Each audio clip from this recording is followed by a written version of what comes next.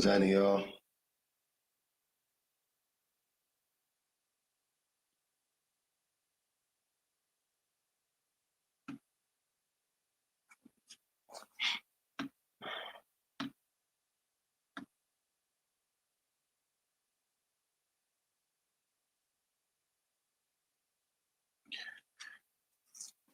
And we begin. What's good?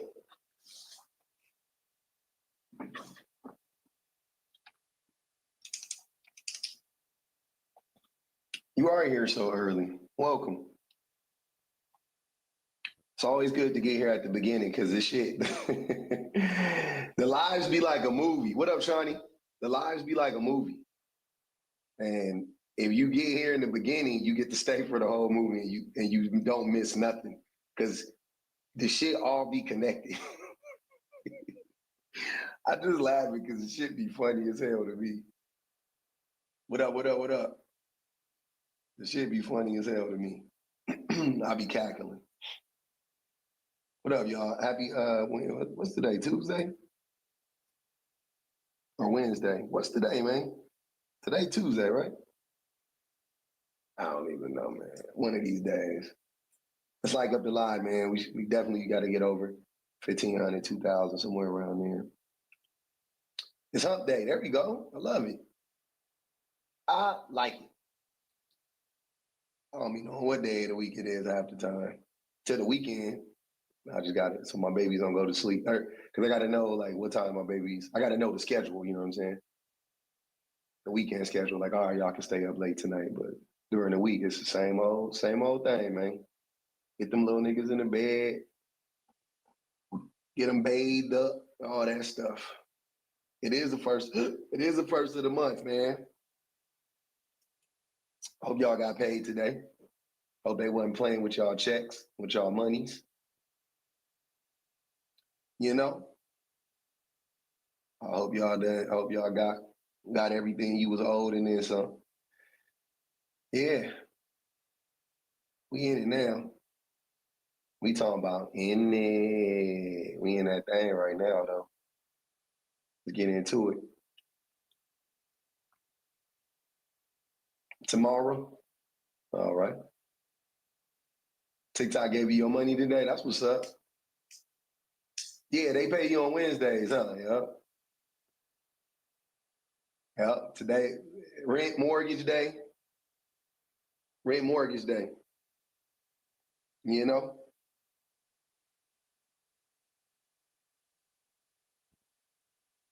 I oh, okay. Might have to use that. 100% fact, there's probably a little lie though. What you mean, Mike? Paul, let me hold something. The government shut down on me. The government is shut down, man. 100% fact, there's probably a little love though. Maybe. I don't know. I don't think men married for love, to be honest with you. What up, Sin? I don't think they married for love. I do. The reason why though I had to come with it was because a lot of a lot of men's been getting on the app recently talking about women talking about love, man. That shit is funny to me when I hear men talking about love. Like listening to men talk about love is like listening to a child try to explain like astrophysics. It's hilarious. I'm like, what the fuck? Like they don't like men don't be knowing shit about love, but they be on the they will full throatedly come get on the app and be on some like women don't marry for love no more. Like, you don't even know. You don't know what love is. You know nothing about it. You just know that you ain't got no love for these women. No, sir. What's good, man? Your background quiet as hell. I like that. Oh, my background is quiet? Yeah, I can't even. Hold on, let me turn the mic up. Because okay. Yeah. Okay. It was my mic was low. Okay. Yeah. So are you saying men don't know how to love? Is that what you're saying? Men don't even know what love is. don't you think men marry for or the way that men love might not be the same way that women love? It's not the same thing. So why would you say men don't marry for love? Like a famous rapper said a long time ago, love is love, love. It's not a different way to love. You love is the same. No, not for men. It's different. No, it's not. It's because men don't know how to love. That's my point. You're gonna prove The my main point. job of a man is to show his love is to provide. That's the main way to love. Yeah, it Nope, is. Yeah, it's not. That's number one. That's number one. It's not.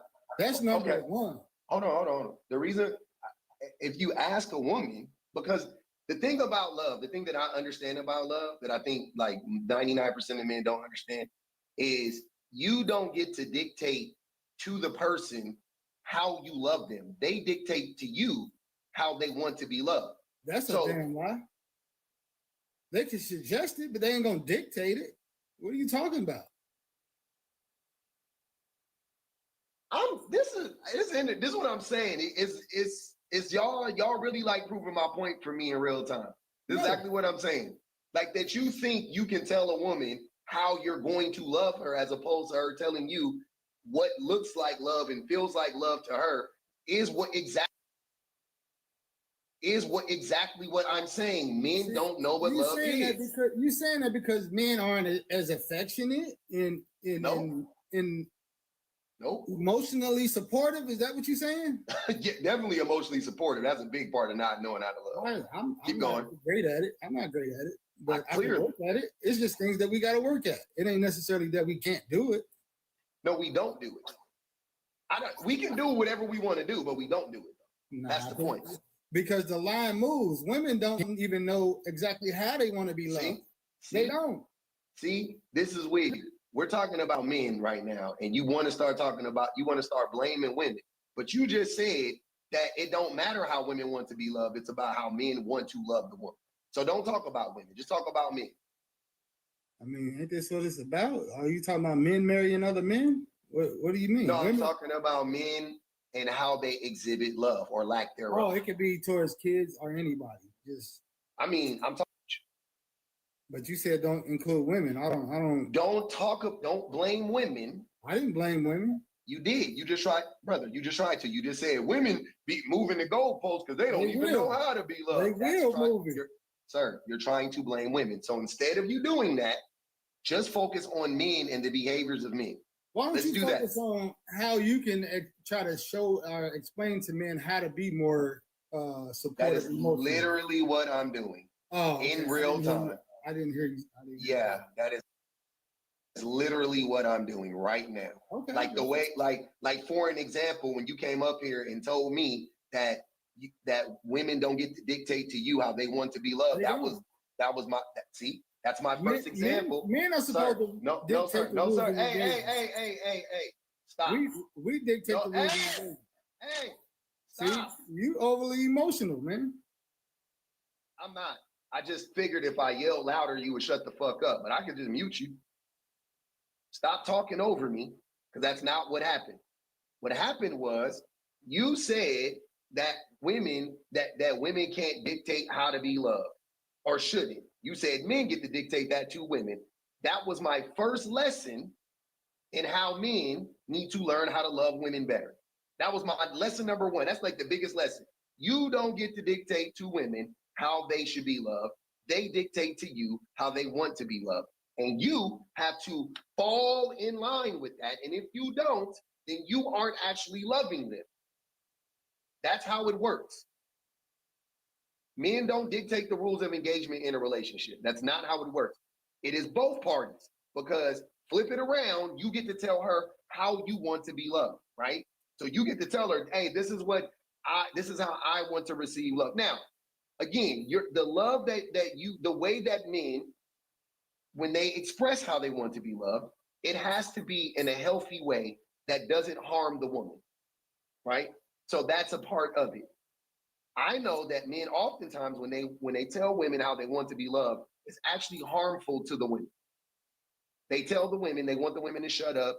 They don't want the women to nag, i.e., they don't want the women to stand up for themselves.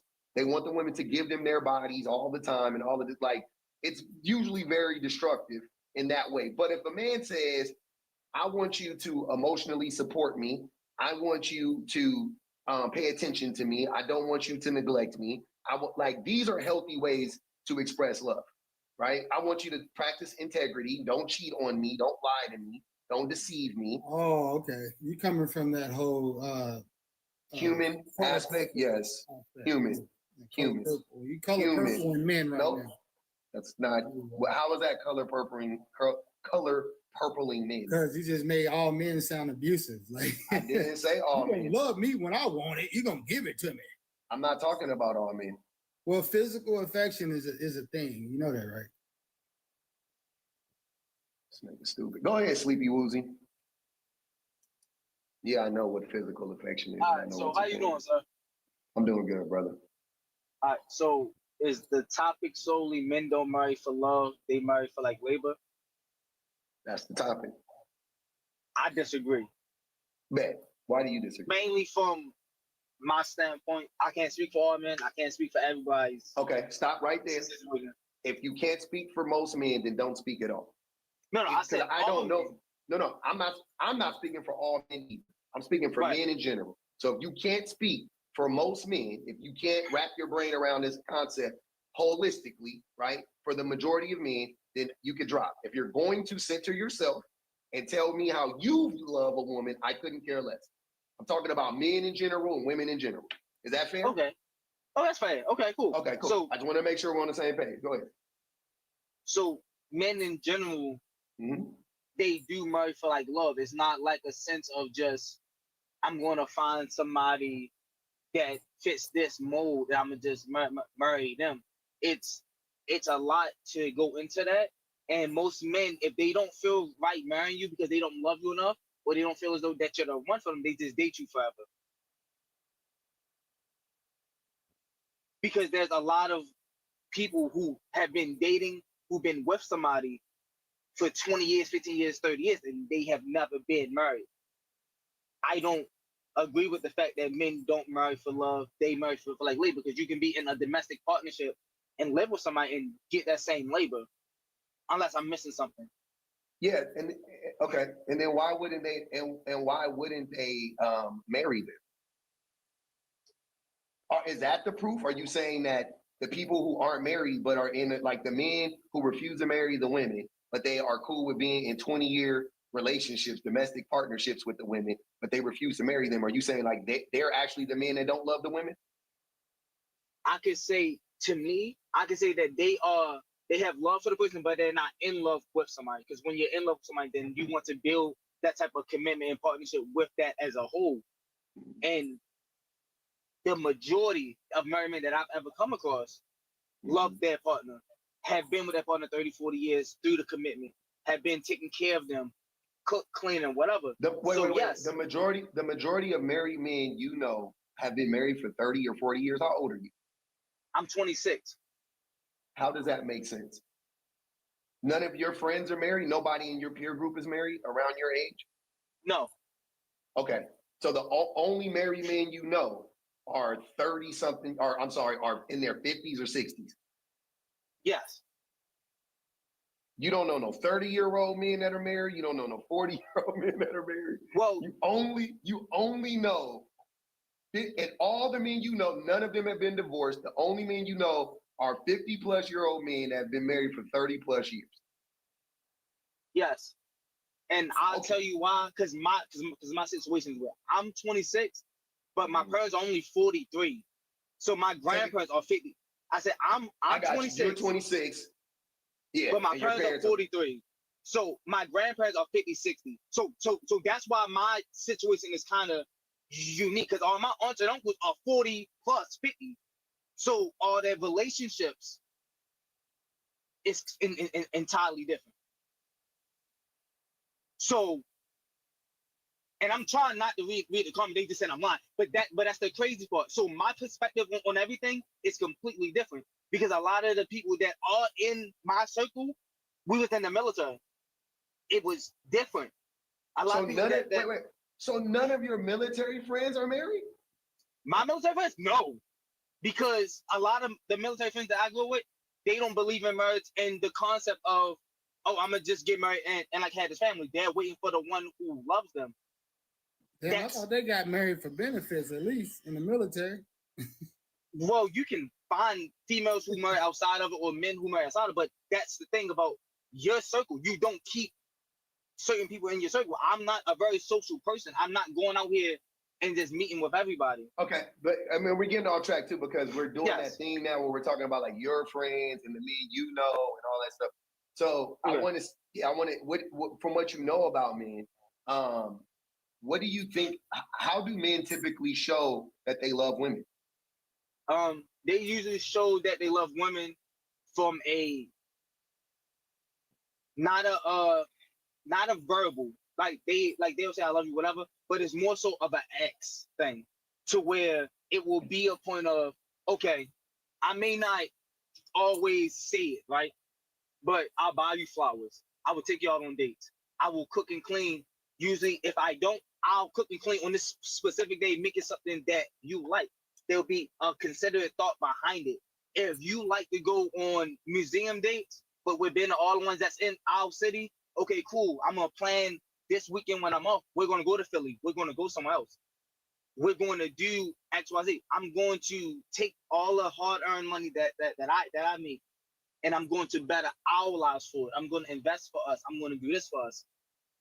I understand that that could be considered different, but that's how I see it. I think that was kind of like what No Sir was alluding to, because it was basically if I'm not mistaken, it was random acts of kindness and things related to finances. Would that be the two? I just want to simplify it. Would that be the two? That's two of them. It's also, I mean, there's other things. There's emotional aspects of it. There's mental aspects of it. Speak to some of those emotional aspects. What does it look like? So, to me, one of the things, and it kind of go hand in hand. Like, if you are a stay-at-home mom, or if you decide to work, it's now an aspect of, I'm providing this much of the lifestyle, so you don't have to choose a job career that's stressful for you. You don't have to choose a job career that you have to make a certain amount of money. So you can go do something that's pleasing for your soul. So money again, being a provider. That's what No Sir said. Damn, that's not important. No. That's not how you show love. You're trying to make sure you win the reason why that's always been a thing since I was a kid. What's always been a thing? Providing for your family, that's always been a thing. No. Men use that as a way to abuse women. That's why I know it's not a thing. Most men who are provider men, are extremely abusive to their women. Where'd you get into? The stats, the actual studies done. Oh, they got stats for that. Yeah. Who put the stats together? Who does the studies? Yeah. There are many studies done on this, but so the number of men the number of women who are abused in relationships financially is exceedingly high, like very, very high, based on the fact that when a woman makes when a woman makes more money, like for an example, when a woman makes more money than a man, she has to overcompensate and she ends up doing a shit ton of labor in the relationship, right? Like what? Labor in the relationship, like cooking, cooking, cleaning, watching the kids. Cooking is a hobby. No, sir. Stop saying stupid stuff while I'm talking. It's really annoying. Because it's not a hobby, it's a necessity. If you don't cook, you die. You got to eat. It's not a hobby. Oh, that's why we're running out to McDonald's so much now. Huh? Who is we? McDonald's is a $1 trillion company. What the fuck are you talking about? Why are you just saying dumber and dumber shit? Cooking? Women don't want to cook. Most people cook, no sir. But anyways, cooking is not a hobby. It's a life skill. That's why they teach it in school, or they used to at least. But yeah. So not to cut you off, but I'm trying to get the dialogue from like you of other things that I'm not pointing out like right now that you think also should go into the love aspect. Yeah. I think that men, the reason why I don't think men know the first thing about love, and not to, I guess, shade or whatever, but like what you're describing aren't, to me, wouldn't have anything to do with love, right? Like random acts of kindness I would do for a stranger. And financially providing for your family. Also, again, a lot of men, most of the men that not me personally, but I'm saying, well, even me personally, I can relate it to myself personally, but I'm saying, like, when I look at how men view providership, they view it like men, like women need to submit for a man to provide. It's not that a woman just deserves, for a man to provide for her. It's a transactional relationship in the man's eyes. He goes, okay, if you submit, if you be my peace, aka don't complain about anything, don't call me out on any of my problematic behaviors, yada yada yada. I will pay for the rent, da da da da. And on top of that, what the men do is they say, well, I'll only, and you have to do this based on my shitty income, my $65,000 a year, my $75,000 a year, my $80,000 a year. You have to contort and conform and fit yourself and mold yourself to fit into this mold or whatever, because this is how much money I make. This is this you have to fit into this money I make or whatever. And that ends up, and then when the woman does that, he still doesn't take care of her, right? And also providership is way beyond finances. And that's a problem too, that men, again, why I can speak to how men don't know shit about love or providership is because they think providership is simply bringing home the bacon. And I'm like, that's not my idea of what a provider is, nor the vast majority of women who are being provided for, right? But my counter to that was about the financial thing, because there was another thing I wanted to ask you, but my counter to that was it was more than just that to me, because again, my thing was it was hitting it on all the levels, on a mental level, on a physical level, on an emotional level, on a spiritual level, and on a financial level. I think those are vague. Those are vague statements. But those are vague statements, Sleepy. I need specifics. Okay, for us to understand each other, you have to be specific and I have to be specific. Saying on an emotional level, what does that look like? Okay, but we're getting into, because we just meet each other, so we're getting into it and everything. Okay. But so, and also I'm trying to understand, because I don't think that we're talking about men. I just think that we're talking about adult males, because a man would understand these things I come to. So men don't do that. Hold on, don't do that. Men are terrible in general. It's not there. That's not trying to separate men from men. Men are men.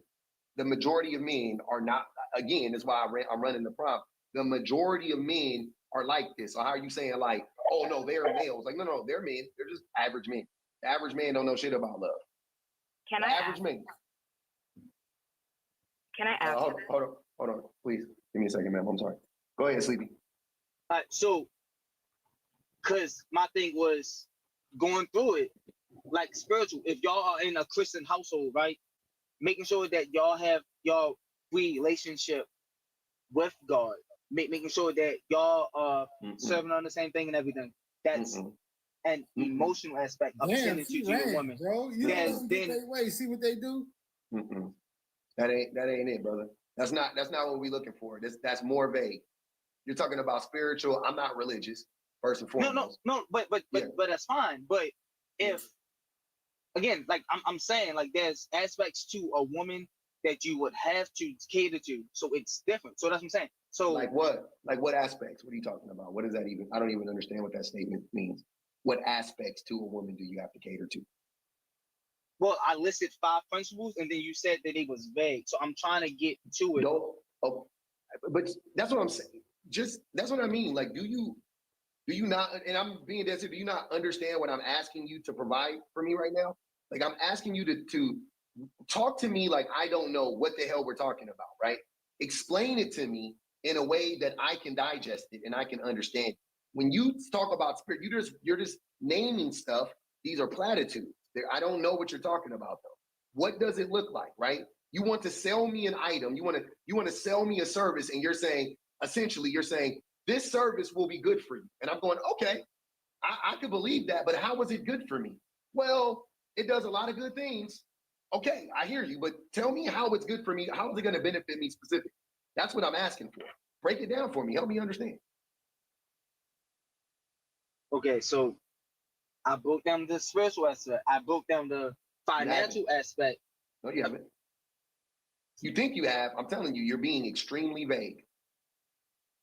It's very surface level. It's not, you're not being specific at all. It's very, very vague. Very vague.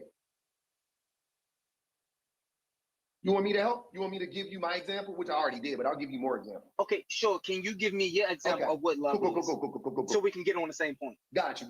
Okay, cool. So we talk about financially, right? And I said that men oftentimes conflate just bringing home the bacon with being a provider.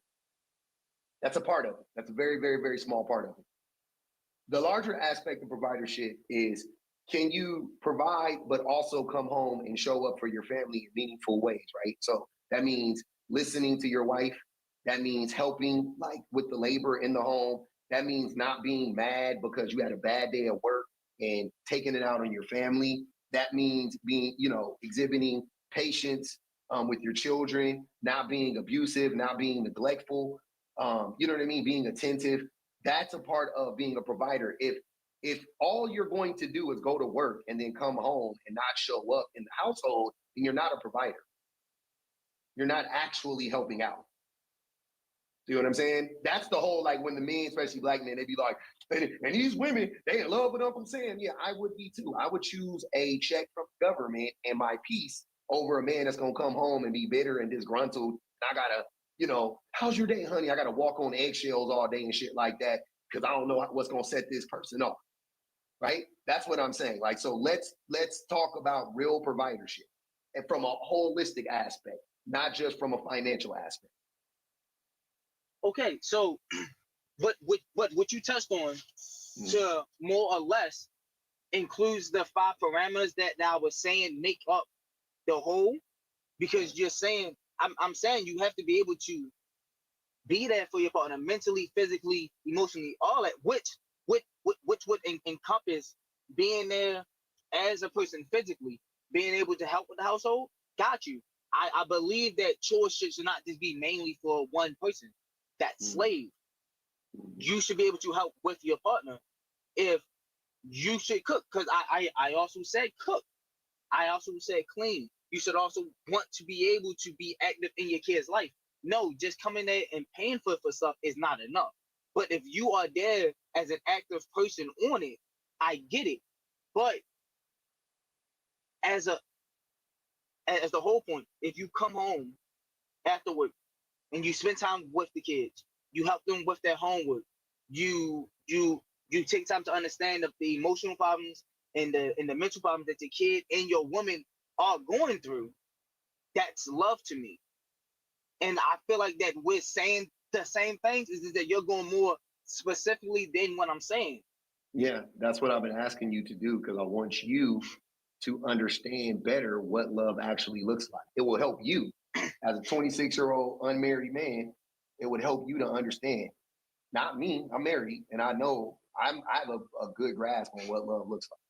Right? Okay. That's what I'm saying. So I want you, for you, not for me. I want you to not be so vague. I want you to be I want you to be detailed in what does it look like, because that's what it's going to take. Because if you don't look, you're in the military, right? Imagine them just giving you vague orders and saying, go over there and do something.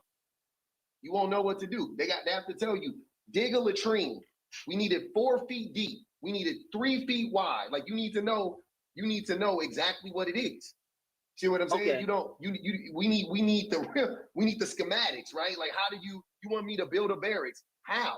Go over there and build a barracks. Okay, with what materials? How? But that's my point. As I was going into the detail, your response was not accepting of the way that I was describing, even though that.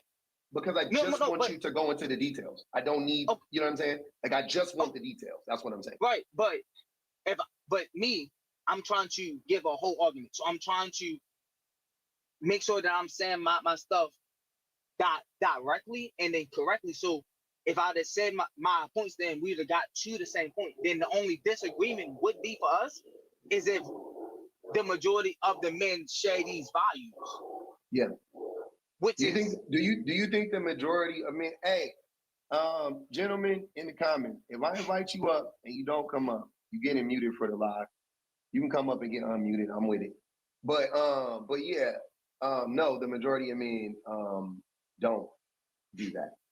The majority of men don't show up for their families. The majority of men don't show up for their children. The majority of men are very selfish, self-centered, egotistical, neglectful, so on and so forth. Hey, y'all, can we like the live up, please? We definitely got to get over 100,000. We got 430 people in here. That's crazy. Yeah, but that's the reality. And I mean, there are many. I mean, we could go about this objectively and just look at the world. We could look at relationship dynamics and how they play out most times, and so on and so forth. But it's pretty obvious that men don't show up for their families. It's pretty obvious. We wouldn't have these issues. We wouldn't have these issues if we wouldn't have these issues if we did. You know what I'm saying? Like, I mean, I get it. What do you think? Who do you think is to blame the majority of the time when relationships end? Specifically, we're talking about men and women, right? Yeah, out of men and women in a relationship. So who is typically to blame? To me, I believe it's typically blamed because of man, because he's the leader. Okay, why is a man the leader? And mind you, I'm not religious, so you have to make it. You have to make it make sense.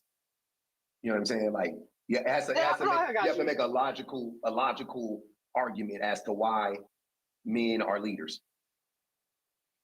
Okay, so logically, like if we're just blank slate, whatever, right? Mm-hmm.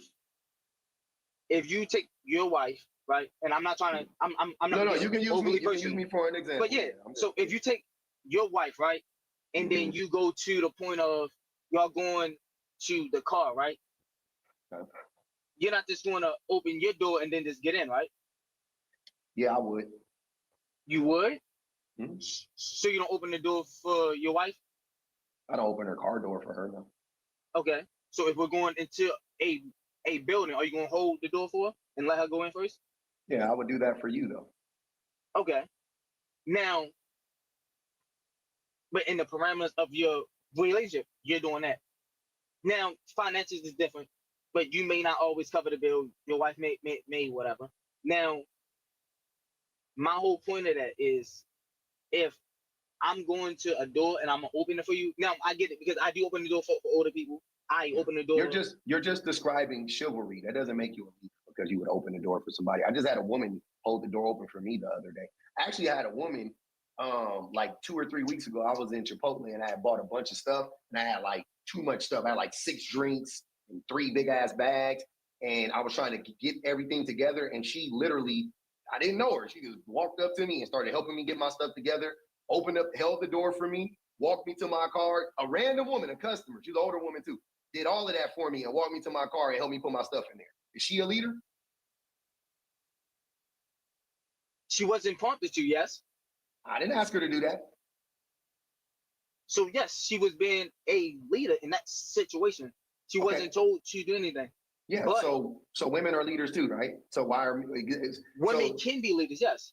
I know, but I'm saying the thing you brought up is because men hold doors for women, which is just chivalry, which is all chivalry is just like mass. It's like love bombing, you know. Like we have made it socially acceptable to love bomb women. That's what chivalry is. No, I get you, but what my whole point of that is, right, is the door that we're going through is this one. So you're going to go through this door. That's my example of one act of lead. I'm not saying that doesn't make you a leader. No. Doors I'm for saying people does not make you a leader. So no. Hold on. No, I think that you're misunderstanding the whole point, right? Okay.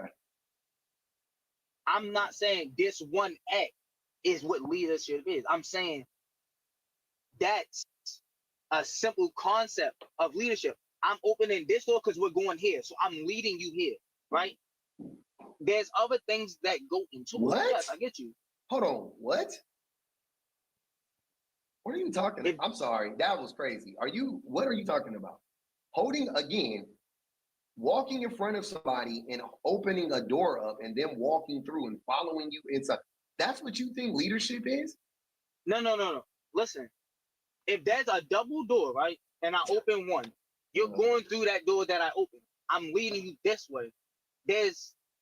So that's what I'm saying. Like it's expected of a man to do that. If there is a crisis, as a man, you are expected to be calm and cool and lead your family out of that situation.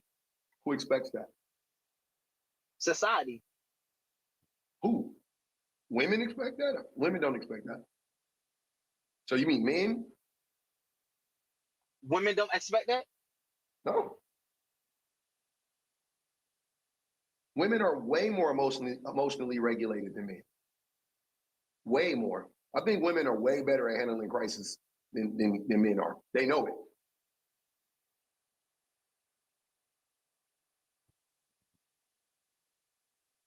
You know,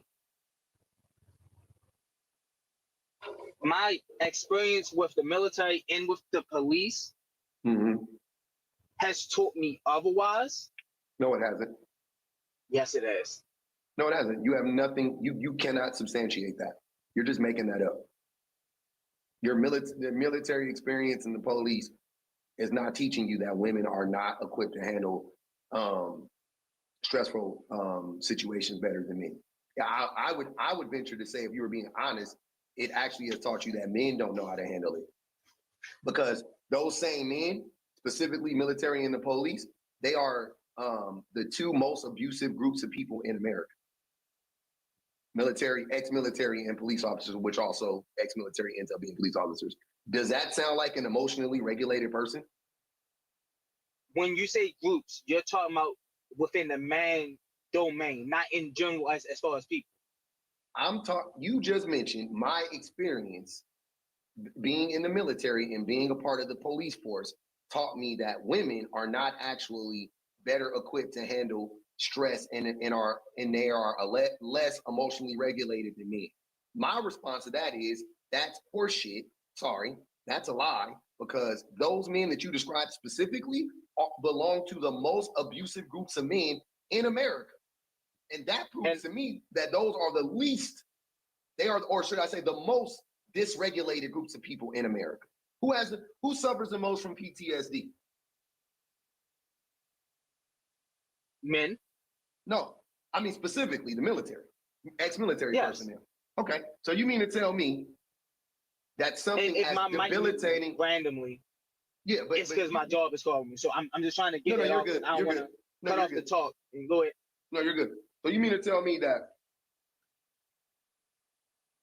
something as debilitating as PTSD that most military personnel have, most military men, is producing the most emotionally regulated groups of people? Like, that's crazy.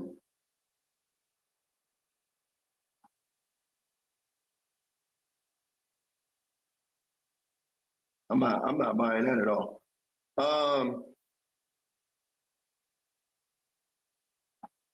What up, Legacy? Can you hear me? Yes, sir.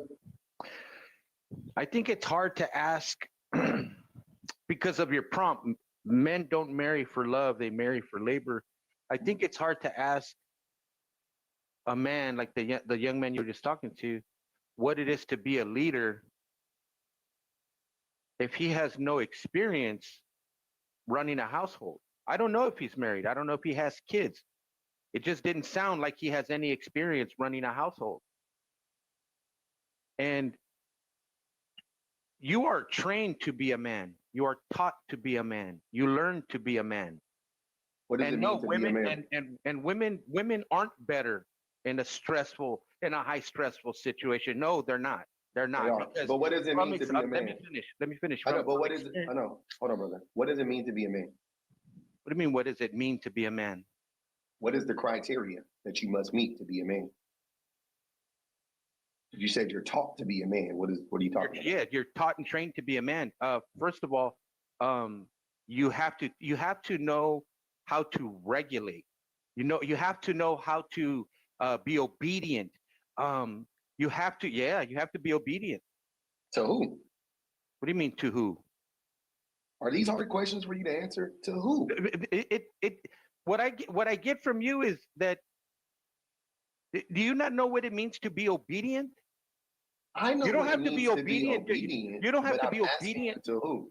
You don't have to be obedient to anyone. You can be obedient to your do. own route. No, you do not. You can be obedient to your own routine. You can be obedient. You don't have to be obedient. This is not Okay. about What is it? having a master. I got you. What is the definition of obedience? Discipline, obedience. No, it's not it. Tell me, okay, then tell me what the You're definition talking about. is. Wait. Tell me the definition. I got you. Hold on. Wait. If you want to question it, tell me the definition. Legacy. Wait, brother. You just described discipline, and you said the word discipline. Yes. You mean discipline, not obedience. But I got you. Okay. So men need to learn how to be disciplined, not obedient. I get what you're saying. I get what you're saying. Maybe I used the wrong word. Obedient to somebody. Yeah, to be obedient. No, you can be obedient to your own routine. You can be obedient to. You don't have to be obedient to a person. No, you do not. I'm obedient to God. I'm obedient. My kids are obedient to the rule. You can be obedient. Let me. Did I lose you? There you are. You're good. I hear you. I can't look anything up because I guess it takes me out. You won't be able to hear me, right? No. Well, so, and we'll use discipline. It's a better word. You're trained. So it takes discipline to be a man. Being a man is a lot of work. As a matter of fact, it takes a man to know if he's wanting to marry for love or not. Because it like I said, my mom, I love my mom to death. My mom raised us. I grew up in a broken home. She didn't teach me how to be a man. She didn't even teach me how to love my spouse. Because all I saw them do was fight. Mm-hmm. So I learned from watching other men who loved their spouses, who loved their kids, raised their kids, who were present. That's being a man. Being responsible. That's being a man. So how is that different from being a woman? Because a woman can't be a man. A woman can't teach a man how to be a man. That's the difference. That's not what I'm asking you. The things you just described, right? Yes. The behaviors you just described. Yes. How are those behaviors any different from being a mother? Because a mother can't be a dad. The mother's perspective is not the same as a man's perspective. Sir, that's why it's different. That's why the characteristics are different. Legacy. Listen closely. What you just said. You said I needed that the men taught you how to love their spouses. Yes. You know, how to be patient, how to show up for their children, right? Things of that nature. And I asked you, how is that different than being a mother or a woman? I just explained it to you because that doesn't not even answer my question. Let me finish because you're not going to get a yes or no. You finished 3 You're times. not going to get a yes or no. It's not a yes or no question. Then let me finish. I let you finish 3 times. You don't know what you're talking about. I just told you. Not even my own mother could teach me how to do those things. You're going around in circles. Did I not just tell you that I learned those things from men, not from a woman? I didn't say you didn't learn them from a man. The question is, that's the point because a woman can't teach a man those things. So a woman can't teach a man how to love their partner, show up for their kids, and be patient. A woman can't teach a man that. No, because if she could, no. Young man, let me finish. I'm telling you why not. I'm telling you why not. If she could, you would not have a bunch of men growing up from broken homes and not being present. You're not telling me why not. That doesn't answer the question. Why can't they? What do you mean? It's not, they don't have the same mentality. They don't have the same perspective. That's why they can't. They don't have the same experience.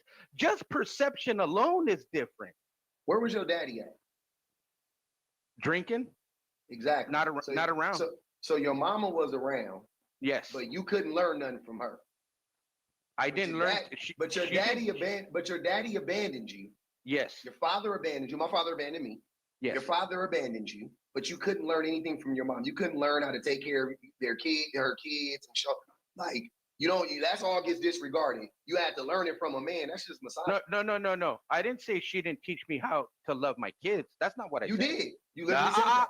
I said I was talking about a spouse because of your prompt. Your prompt. I'm only talking about your prompt.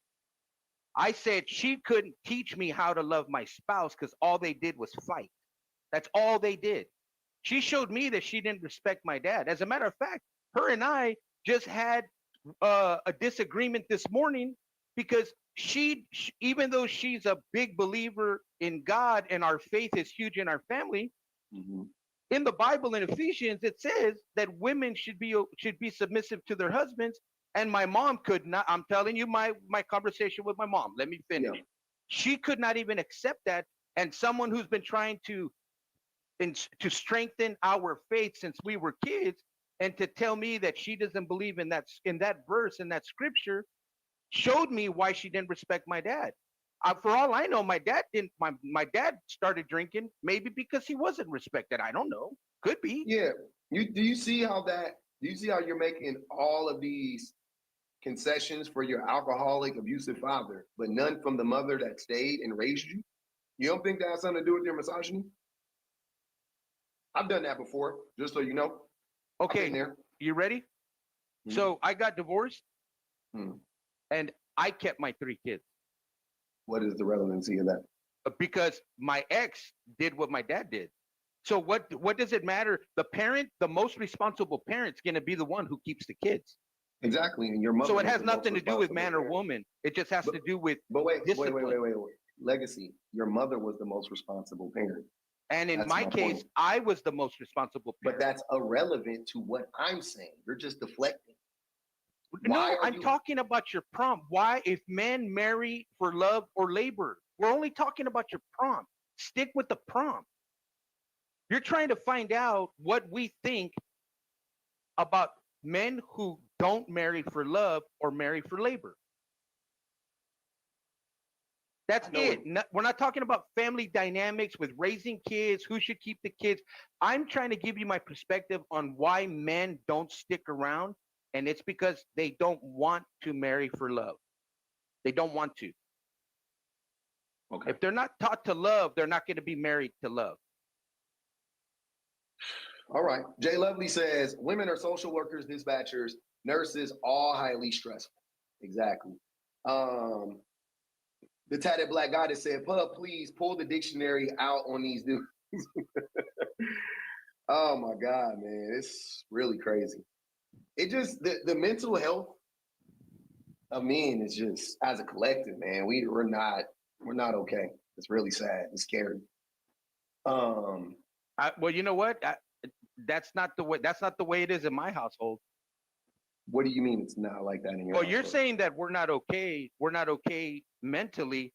Well, according to the way and it has a lot to do with my faith and our household being Bible based, but not only did I raise my own 3 kids, I took on my wife and my other God-given kids and raised them as well. But I know what I'm saying is because mentally I'm strong, because I'm disciplined, because I know I have to be present. Disciplined, you have to be disciplined to be present, and you have to have patience to be present. I have 7 kids now. So your mother raised you. Yes. But she wasn't, you couldn't learn discipline from her or patience, according to you. I did not know. Because my mom's not patient. She's never been patient. She was great with us. Don't get me wrong. She provided for us. Yeah. She did it all, right? I'm here because of her, but that's not she didn't teach me to be a man, because I just told you the disagreement we had this morning. She doesn't even agree with the very views and faith that she raised us on.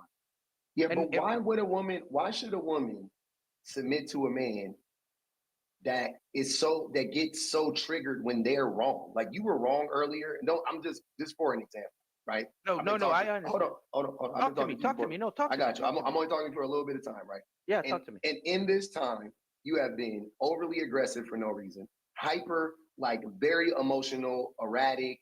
Mhm. Your thoughts have been jumbled. They're not coherent. They're not consistent. You're not logical. And you were wrong and got upset with me when I was just correcting you. And you finally did say, okay, maybe I used the wrong word. But Yeah. before that, you were like, no, what do you mean? That's right. And even when I explained it to you, you still were like, no, like as if you just couldn't accept that you were wrong. Like, why would a woman submit to a man that in the most obvious situations, right, like that one, can't admit that they're wrong, or is overly emotional, aggressive, which is further proving my point originally that men are actually not suited to take care of stressful situations. That wasn't even a stressful situation. Mind you, you created that situation. That wasn't a situation that was externally stressful. You created that situation. Your own anxiety and shortcomings created that situation within yourself, and that's how you reacted. So you expect me to believe that if some external triggers were to present themselves, that you would remain calm? Absolutely not. Okay, Zero faith that. And that's the problem. And earlier you're right. Earlier, I didn't care enough to listen to what you were going to say, and I only cared about what I wanted to say earlier, right? Because we're not perfect, right? And we're not but my household is successful because of the way I run it. And guess what? I have the final say in my house. And it may not be the way everybody runs their house, but our 6 older children are successful because of the way I run my household. I think your house is successful in spite of you, not because of you. No, I would venture to say your wife is probably the one holding it down. And furthermore, the fact that you won't even give her credit also is a telltale sign. Like, both of y'all are in the relationship. I'm sure she did more lifting than you. I'm sure she raised the kids more than you, cooked more meals than you, took them to doctor's appointments more than you. Of course she did. Nope. I did it all. I'll tell you why. Because I own my own business and I work from home. I'm the one with that schedule. She doesn't have that schedule. That's why our relationship worked so well, because everything I did for my 3 biological kids, I started doing for all 6 of them when we met, because she couldn't do that part because she was a single mother who has a 9 to 5. And I took over the care for all 6 kids when we met. That's not the way it worked. You can assume so, but that's not the way our situation works. Okay. I'm the one who's made it to every single practice, every audition, every tournament, because I have the flexibility to. Okay. Not all parents have that flexibility, and she's the one who doesn't. She also, how can I put this? So she's phenomenal, right? Like, she's super patient. No, well, let me tell you why she's phenomenal. She's super patient. She doesn't cuss. She But why are you with her though? She seems like she doesn't provide any, like, nothing to let you tell. The way you're describing her, I'm not even blaming. I think she would be disappointed to hear what you just said. She's everything I'm not. That's why I'm with her. She's everything I'm not. She's more like I said, she's more like I said, she doesn't even cuss. She doesn't talk ugly about people. She's my opposite, I guess. She's my But opposite. How does that help? But I'm trying to figure out how does that benefit you? Like, I'm not. Oh, well, okay. Well, then, because of her, and then now having 4 daughters, right, out of the 7 kids, 4 daughters. If you thought I was irrational earlier, I've evolved into a better man, because she's taught me patience, because I don't have that much patience, right, when it comes to listening to others try to correct me, as you noticed, right? So she's helped me with that part. But when it comes down to raising the kids, I let me put it to you this way. Before the end of high school, they had to run 3.5 miles every morning, 7 days a week. They weren't allowed. This is the way I ran the household. They weren't allowed back in their rooms after they woke up till 10 p.m. at night. That sounds abusive. No, that's discipline. That's discipline. That sounds Yeah. extremely abusive. So you're telling me them That's running corporal- 3.5 miles every morning is abuse? Yeah. Yeah. Unless they wanted Wow. to. That's corporal Wow. punishment. Well, check this out. Because of that discipline, they all pay their own bills. Only 2 of them don't live at home because they're the only. They Wait, pay their you own. think- They pay you their own think- car note. They Sir. pay their own car insurance. Legacy. Yeah. Doing adult stuff. You don't need to run three miles, and you didn't do that. She They didn't do weren't. that. No. Yes, I did And do you- that. and That's you why. paid- That's why I had And you- them do okay. that. She didn't do that though. Your wife. Yes, she did. your She wife. was in the Marine Corps. Yes, she did do that. She was in the Marine Corps. For us, that's the way we were. That's our culture. That's our lifestyle in our house. So she signed up to be in the Marine Corps. That's her choice. Why were you running 3 miles every day? Wrestling. Have You to. signed signed up to be a wrestler, and then you forced your children to do that. No, I didn't force them to do that. You just said it. 4 of the 6 kids were wrestlers, and so I made them run 3.5 miles because of why conditioning. You look athletic. Did you never play sports? I played fucking every sport. Thank you. So you never did anything outside of just regular practice? No, that right there, sir. That's what we call a straw man argument. I'm not even alluding to anything like that. You Of just course told I me. You practiced. told me that was abuse. It's That not is abuse. abusive. The way you worded it. 3.5 running 3.5 miles legacy, a day is abuse. Legacy. Again, this is Darvo 101. I'm not saying that running 3.5 miles in a vacuum is abusive. Making your children run 3.5 miles before they can come home and they're not asking for that is. And that's what you said, not me. I'm using your words. I didn't infer that. That's what you said. You said I made them do this or they couldn't come in the house. No. Abusive. Okay, so I'm gonna start again because now you're putting words in my mouth. No, I'm I not. said they were not allowed back into their bedrooms once they sorry. woke up in the morning till 10 p.m. Okay, that's abusive. And you How said would- that they how- had to run 3.5 miles a day. Tell So me I how- just tell me- connected the dots. Tell me how that's abuse when we want them to be out and productive instead of being in the room all day. How's that abuse? Explain that to me. How's that Because- abuse? Because you're forcing them against their will To not be in their room? to do I'm only things. talking about being in the room. Stick with Sir. not being in the room is abusive. Sir. How is that? Sir, you either need to choose better words when you describe these things, because the way you described it was very abusive. Now you can reword it now, and that's what you're doing, and that's fine. Like you did earlier. You have I'm to not say what you I'm not are. rewording. I promise you that in They terms- ran 3.5 miles every Legacy, morning. Okay, legacy. 7 days a Yes. week. Yes. Okay, and they were Listen. not allowed. Once they woke up for the day, they were not allowed back into their rooms till 10 p.m. Yeah. Not allowing kids back in their rooms is abusive. How is that abusive? How is it not? No. I know you tell. You're the one trying to tell me it's abusive. Explain it to me. 10 p.m. First, what if they're tired? You can rest anywhere else in the house except in your bedroom. But they wouldn't rest. Why would would you they want not? them? Why So- would you want them out? Why can't they go in their rooms and be comfortable? Because they can be comfortable in the living room. They can be They comfortable can. in the den. Then why not give You them? know that's subjective, right? That's a matter of opinion. You know that, right? What's a matter of opinion? Your opinion. You don't think that kids can rest. That's just your opinion. Why were you doing it? What do you mean? Why was I doing it? That's not a hard answer. I don't want the answer. kids laying in their beds during the day when they can be out there mowing the lawn. They can be out there doing what they're supposed to be doing. That's what I just said. What? No, you said that was abusive. How is that abusive? I said productive. It keeps them out of their rooms so they can go be productive. Those were my exact words. So they could go be productive.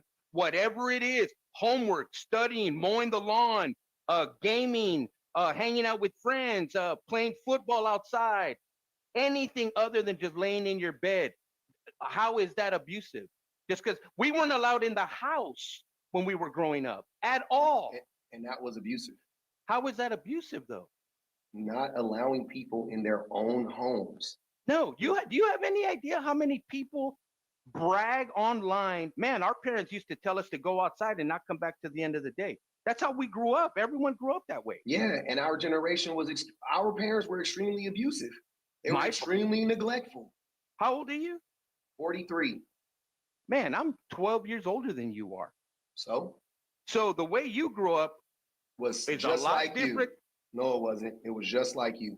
You don't Then know how shit. is that I'm abusive? I'm an old ass millennial. I grew up in the 80s and the 90s when you had to come home when the street lights and your mama would be like, oh, the door, you letting all my air out and keep the door in or out. You got to stay out. I'm with all of that shit. What's it? Okay, so tell me, why was that abusive for your parents to do that with you? Telling a child they can't come in their own homes. Why is that abusive? Why is that abusive? It's their house. Why is it abusive? It doesn't matter if it's their house. Why is it abusive? It is. You are restricting their movements. That's what it's called. That's exactly what parents do with kids. We restrict them from a lot. That's what makes kids productive and disciplined. That's what restrictions are. That's what restrictions are for a reason. That's what makes kids emotionally dysregulated, and that's what makes kids. Hyper violent, hyper sexual. That's what makes kids not productive. I promise you this. You can say whatever. My baby not living that life. He on the couch right now, lamping, lounging. You know what I'm saying? You can teach discipline without abusing them. Discipline again. I think women are more disciplined than men, but that's me. And you can learn that from anybody, a man or a woman. But like me, a part of my discipline, like a part of me, like learning discipline, was me watching my mom get up every day and go to work. And like never miss work. Like years my mom never called off of work. And I saw my mom drink till 4 a.m, 3 a.m, wake up at 6, be to work on time, come home at 7 o'clock at night, come home and cook. Like I witnessed that. That was discipline. I didn't have that. My mom was home every day. Yeah, my mom was home every day. But it's not a comparison. I didn't see that though. But I'm just saying I didn't see that every morning. But you saw your mom take care of you. But I'm just making a point, by the way, that I learned a lot of my discipline from watching my mother. That's what I'm saying. I got my discipline from my coaches. I got my discipline from Navy ROTC. Mm-hmm. That's where I got my discipline from, was from other men. I didn't get that. Fine. I didn't get what you got. That's fine. I'm gonna let Miles go real quick. Hold on, brother. Let Miles go. We've been talking for a while. I know. Hey, Miles. Hey, guys, I'm gonna jump off, but I'm gonna keep listening because I gotta get on a phone call. But I'm gonna keep listening. All right, brother. Go ahead, Miles. Uh-huh. Okay. Hey, is it okay? So can I like piggyback off a little bit of what he was saying? Yeah, hold on. Let me read the super chat. Super chat says, "Peace out. Thanks to the tatted black goddess." She said, "Pub, he won cookies for being a bare minimum dad." That was true. Go ahead, Miles. Okay, so to piggyback a little bit, right? I see what he's saying because I think there's degrees, for instance, to which you can have your kids be out of their rooms. I think the point though is, I think at his core, what he is trying to prevent is, are you familiar with the term like bed rotting, for instance? Mm-hmm. Yeah. So a lot of people my age, I'm 23, so maybe y'all would like not really take me as seriously because I'm just a kid to you guys, but a lot of people my age, I'm aware that they like bed rot a lot. They're stuck in their rooms. They're doom scrolling on TikTok. They're not really being productive. I think I agree. I think that kids do need good discipline. They do need a structure, routine. They do need to be doing things rather than just kind of sulking in the room and shut outside from the world. And I don't think you should literally bar them from the house. But I do think like your kids should be doing things. Like me, I was kind of like probably like the last group of Gen Z kids to really play outside. I don't think kids really play outside anymore. If they do, maybe, I don't know. But every day I would go, my best friend was next door. I go to his house. We'd build Legos. We'd jump on his trampoline, we'd play video games, we'd do stuff together, right? And I think like kids need that. They need to be doing things, they need to be active, and I know obviously global warming, it's going to be harder to get them outside, but you know, that's a topic on its own. But I think the point is, I don't think the discipline is inherently bad. Like I think it can, and I think there's times when, you know, I became a teenager and I was very much inside because, you know, that's when my anxiety kind of kicked in. I think it would have been good for me to have more discipline in my life, particularly from men. But I think you're 1 mile, conflating. merge onto Sam Rayburn Tollway North. I think you're conflating discipline. That's not discipline. Like discipline isn't just getting up and doing shit. Like that's, you know what I'm saying? Like establishing a routine, sticking to the routine, you know, adhering to schedules and things of that nature, trying your best every single time, no matter what, doing the work, having integrity. That's discipline. And you can teach that in so many more healthy ways than the ones that you're describing and the ones that he described. So no, it's not to, you know, stop kids from bed rotting or whatever the case may be. If you want to stop a kid from bed rotting, you motivate them. You don't force them to do shit. You motivate them to do something. Because what's going to happen when you're not there? What's gonna happen? What's gonna happen when you're not there? What's gonna happen when, you know, when the parent's not there to quote unquote discipline the child, right? You think they're still gonna show up? No, they're not, because the parent's not there anymore. So you have to teach them how to get it on their own. And you're not describing that. That's not discipline, you know what I'm saying? That's not what discipline means. You know. Wait, did you hear me? Say what? Was I muted? Yeah, you were muted. You have a lot of background noise. Okay. I don't know why I was muted. But you have a lot of background noise when you were driving your directions going off while I was talking. Okay. Yeah. Okay. Sorry. At the light, merge onto Sam Rayburn Tollway. Yeah, that's why they muted you.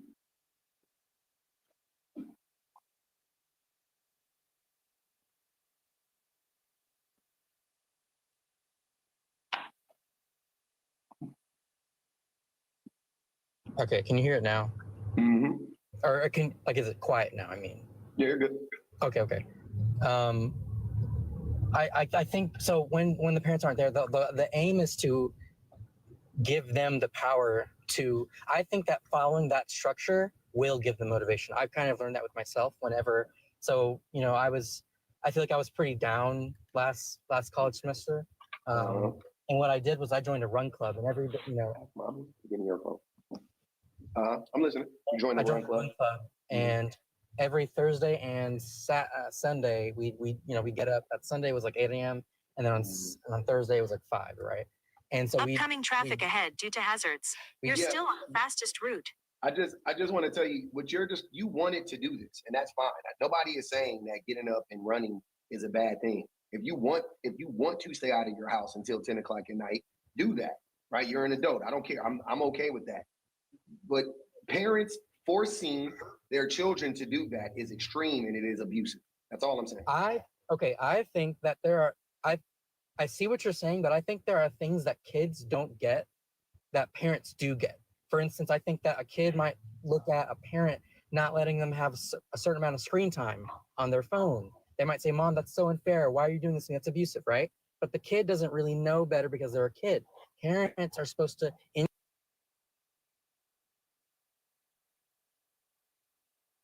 they're supposed to. Why would Thomas call me dense? You were a kid. Yeah, I knew they wouldn't take me seriously. But kids don't really know better, right? And so it's up to the parent to. They should know, if they're a good parent, what's right and what's wrong for them, what's best for them. You know? Yeah, and I'm telling you as a parent that what you're describing isn't best for the kids. Is not? No. So having screen time on them for the kids. Saying again, I'm talking specifically about what that guy said. Okay. Locking your kids out of their bedrooms till 10 o'clock at night. That is abusive, and that is extreme. That's not. I think that dude was just kind of like a military guy or something. I don't know. Right? I don't care. Don't care In why about you 11 say it. miles, take the exit toward Hillcrest Road and Razor Boulevard. That's not an excuse because you're a military guy. Okay. If you signed up for the military as an adult, you chose to run 19,000 miles or whatever. That's Upcoming fine. traffic ahead due to a hazard. You're still on the fastest route. I gotta mute you. You got that turn by turn stuff is distracting. You signed up Sorry. no, you're good. You signed up to be join a run club. That's on you, right? I respect that, whatever. But most of the time that would prove to be harmful. Mr. Rari, you can come up, brother, if you got something to say. I want to hear that. I want to hear that explanation. But yeah, I'm more at this point though. I'm more interested in the prompt. I really don't even care to argue what that dude was talking about because he wasn't talking about nothing. Okay. He wasn't making no That's sense. fair. Yeah, you kind of derailed. So I was actually. So yeah, can I answer that next?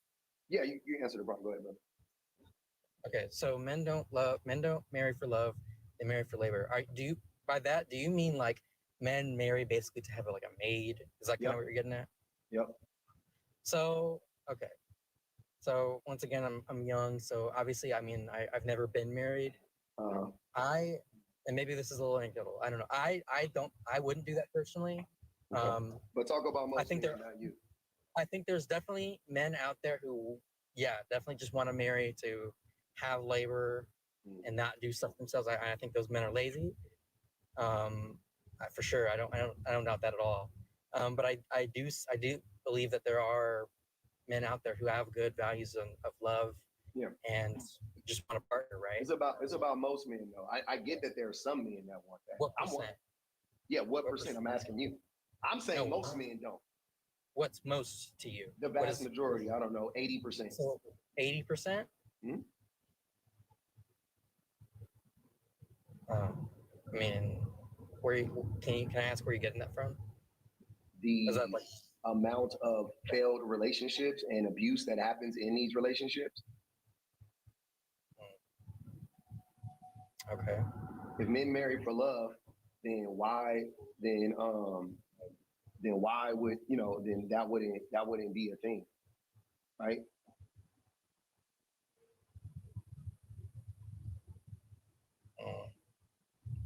I don't know. Okay. I don't know.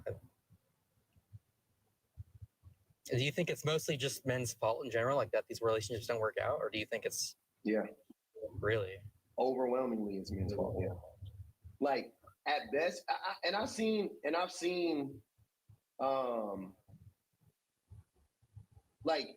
okay, so I have like most of my friends are married or have been married, right? Mm-hmm. And I will tell you that in the divorce, I have a homie that's been divorced for a while, and it was all him for sure. Like he would tell you that it was all him. I know somebody else that is separated, and it's 50-50. Okay. Like she did bad things and he did bad things. He started the bad things, but she contributed to the bad things, right? Mm-hmm. And then I have another scenario where it's like, yeah, it's not to say the women are perfect, but at best, when it's the man, it's like when it's not the man's fault, like 100% or the back, you know what I'm saying? Like overwhelmingly the man's fault. It's like at best 50-50. So it kind of seems like you're basing it off of your experience. I'm not. You just kind of not your experience, but your friends' experience. I just gave you an example. I hate when I give y'all an example of what it looks like, then you think that I'm basing it on my experience. I'm not. Because if I ask you to tell me why do you think most men marry for love, where's the proof of that? How would you prove that? How would you quantify that? You'd have to find statistics. Yeah, and what stats exist that prove that men are marrying for love? I'm asking you. No, I'm asking you. You're the one that's making the claim now that most men marry for love. That is the claim. I didn't say most men. I said, I was saying it was probably closer to 50-50. Okay. That is bad, by the way. Just for the record. 50-50. Okay. So we're not arguing. But I would argue it's the same for women.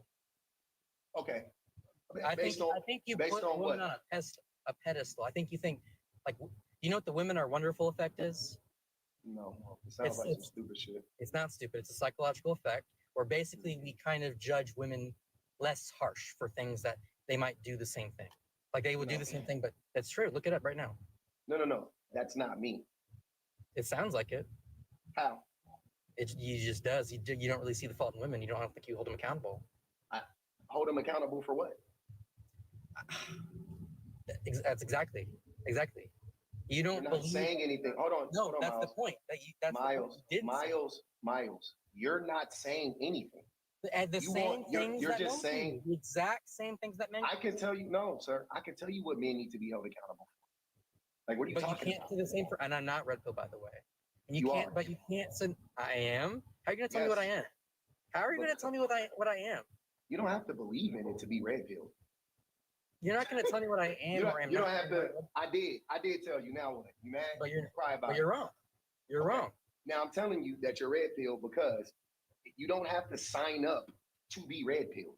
You just can be red pill. You sound completely red pill. That you're using No. their same word tracks. You're not saying anything of importance or relevance. And you're doing it goes both ways, right? So I would ask you It this. does go both ways. Okay, it goes both ways. Okay. Let's start. What's the most destructive thing you can do in a relationship? Probably cheat. No. No, physical harm. Is that it? Is that what you Yeah, mean? physical violence. Okay, Okay. okay. So, Yeah. okay. Who is I was responsible? thinking that, but maybe like No, that's fine. You were one or two, right? I will give you Okay. one or two. So, who do you think is responsible for the vast majority men of because they're physical violence? stronger. Men, but it's a Not small because portion of it. it's not because they're stronger, and you're already making excuses, and you don't know the numbers. You've never looked up any studies. It's not a small portion to me. I'm aware that men are the ones who are usually committing. Hold on, Miles. I'm aware of that. Miles. This is why I think you're red pill, because you're saying stuff. Why? Listen, I'm telling you right now, you're saying stuff, right, with no basis whatsoever for it. You're going off of your own emotions and what you've heard other Oh. men tell you, right? Because I'll ask you right now, what makes you think it's a small percentage of men? Where did you get that from? What makes it? Where do you get that? It's Don't a ask large me a percentage? question. Don't answer my question with a question, Miles. Answer my Because question a with an answer. small percent of men are the ones committing most of That's the crimes. not answering my question. Based is your on question? what? You know my question. Based on what? Stats, What stats? numbers. What Yes. numbers? Where did you get it from? What stats, what numbers say that? I don't have all of them. I don't have each source memorized wait, in all the right, dictionary. Me either, Miles. But this is what What's I'm your saying. point? So you're telling me that you've read studies that can substantiate this claim. That's what you're going to tell me Yes. right now. And to God. I've seen like images of it. Yes. No, It's not most images. men Hold do. on. Hold on, Miles. I'm not stupid. I'm gonna talk like the parent. I'm not one of your little friends. So I'm gonna ask you the question again. This is why I think you're red pilled again, because you're lying now. What you said I just asked you directly, a direct question. What studies have you read? I said you read studies that have substantiated these claims. You said, yes, I've seen images. That's not reading studies, and you know that that's not reading studies. You're not a dumb guy. I remember most of the images. Hold on, but, wait, they were from real things. No, they weren't. You didn't. Again, Why do you mean they I'm weren't? asking you one more time. Have you read studies that can substantiate these claims? That's all I'm asking you. I said yes or Yes. no. Okay, now I need to know the studies because you I just don't lied remember. because you never read them. Oh, are you serious? How am I supposed to remember them? They're from so long How ago. are you supposed to? It wasn't. You're 23. When were you reading this? Why would you read it? For what Probably reason? when I was 18 or 20. I don't know. Why It did just you read it popped when up. you were? Why did you read it when? So these studies just popped up. Where? On your Instagram feed? Where did they just pop up at? I didn't actually use Crash Instagram. reported No, ahead I on didn't Sam use it. Rayburn Tollway North, then a quarter That's mile. That's fitting. Crash out reporting. Because you tripping, bro. You on one. You're not saying nothing. But that's what I'm saying, though. You're not, it's not, I don't know why the game has to be played, but we got to play the game. It's, you know you're lying. I know you're lying. You got to be trolling at this point. I've got to take I'm this not as a troll trolling. session. You can't be serious. I'm not And this is what I'm saying about men, how men will lie when the truth will do. This is another problem that men How have. can you prove I'm lying? We lack, because I'm challenging your You thoughts can't right prove now. I'm lying. I can't. I literally just proved. So it. you're going off of your feelings. Because what are How did I prove it? I'm not going off of my feelings. How do you prove it? You would prove it with the stats. What are the stats that you read? Recite them. I don't remember them So you can't at prove the top it. of my head. So I don't believe you. So that because doesn't you make can't- it not true. It does make it true. It does make it not true. Because you can't prove something doesn't make it not true. Accident not true ahead at in all. 6.4 miles. Save 5 So- minutes. so if via a murder Dallas North happens- Tollway North. Nope. This is about to be Hold a on, terrible. hold on. This is about to Okay. be. Watch how stupid this analogy is going to be. I can't wait. If to a murder happens, if a murder happens, but somehow we can't prove the murder, does that mean the murder did not happen? No, In 4.5 miles. you would have to prove that it was a murder. So wait a minute. If I were to, You're not. You Take didn't a- even. Hold on. Wait. You didn't even ask the right question because you don't. why not? You It's an can't. analogy. It's a terrible one because in your How? analogy. Oh my God! How? Is there a delay? Can you not hear Yeah, me there while I'm must be. talking? I'm sorry. Okay. Yeah, when Listen, you, listen, yeah, I'm answering listen. like Yeah. right Listen as I to what hear I'm it, I saying. answer. Listen to what I'm saying. The reason Okay. why your analogy doesn't make sense is because you can prove that there was a murder without finding out who did it. How? They do it. Do you not know what forensics are? What do you think? Wait. I know What do you what think- forensics what are. do you- Yes, I do. What do you think coroners do? What do I think? What? What do you think the coroner does? The coroner? The coroner. I know what forensics are. Okay. Okay, what talking- do you think the coroner does, brother? Not the coroner. I don't know what a coroner is, but Oh my God. can you just? Do you know how logic works? It's You don't. It's trip. You don't I took know a what class logic on is. it. I You took a literally class I'm a on it computer scientist. and you still suck at it. You took a class on it and you're terrible at it. I'm literally running logical circles around you right now. You're not having a logic based discussion whatsoever. Instead of let me okay. If I let's say I have a red sphere, okay? A red sphere toy, okay? I hide it somewhere. Hold on. You're saying that. Hey brother, give me a second. Azazel, you got muted for the live. You got a lot to say. You got a lot to say. You got all the answers. Come up and help your boy while you drowning. Go ahead. I want you to answer my questions. You don't have to try to like gaslight me or whatever the fuck you're trying to do. I couldn't care less. You don't know what a coroner is, but a coroner is a person that examines a body and determines a cause of death, right? So coroners, what they do is for investigators to investigate, right? I want you to understand this. They do not investigate. They do not investigate unalive means if the coroner says, "Oh, they died of natural causes. They died of an accident. They died of an accidental OD or whatever." Okay. The police, case closed. They can't do anything about it. It all hinges on the coroner's findings. So when I chose that example, when you chose that example, you didn't know what a fucking coroner so when was. I chose, all right, You I don't chose know a bad their example. job. My bad, bro. I knew as soon as you said Can murder. I just do a different example? No. Why are you No. zoning in on that? Why are you No. zoning in on that? Because you don't know Come what on, you're talking bro. about. That's not in good faith. You know it. You don't know what you're talking about. You're lying. You know that's not in good faith. That's You're still a not- bad I'm- example, but the I mean, logic no. still stands. It's not logical. If Let me pick a you were different example then. if you were logical, you would have gave a great analogy, right? Oh, come on, bro. You are not even being in good faith. You know it. You know it, bro. Come on. What is the definition of Come good on. faith? Let me give a good example. How am I not acting You're in like good faith? because you are zoning in on my tiny little mistake instead of arguing about the content matter. Okay. What So kind? you're not really being serious. Yes. You get what I'm trying to say, okay? I The don't point get is what you're you- trying to something say. can- That's why something that's can why you hap- chose that's why you chose to try to use a terrible analogy. Something can happen Okay, and hold on. it can't be proven. Hold on. I want Azazel. Azazel maybe be able to help you because they've been in the comments yapping. Go ahead, Azazel.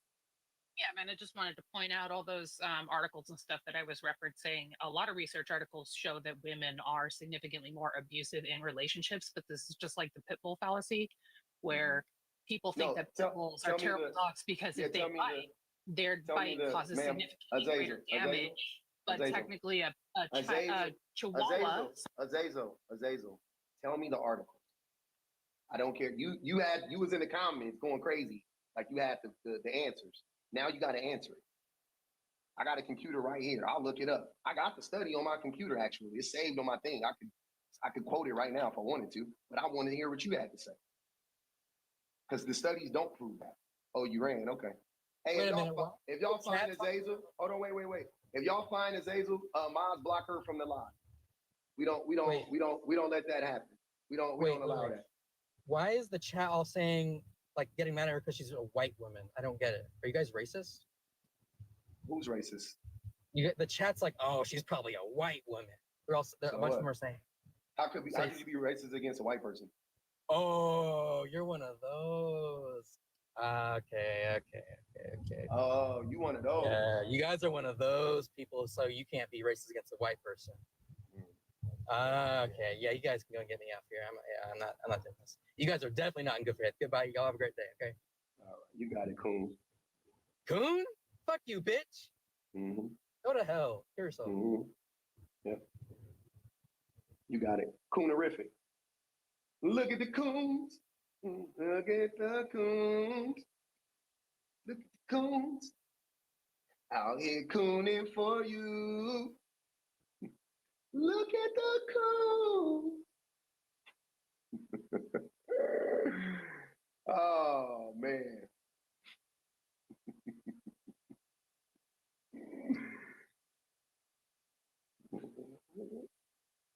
Beagle said, best blend today ever. Gotta catch them all.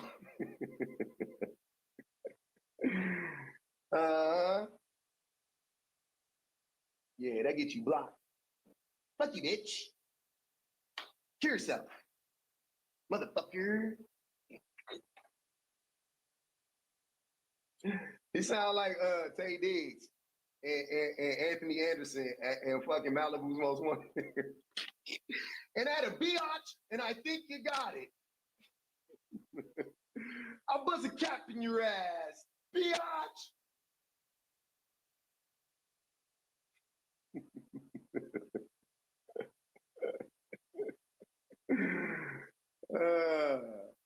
Oh, come on, bro.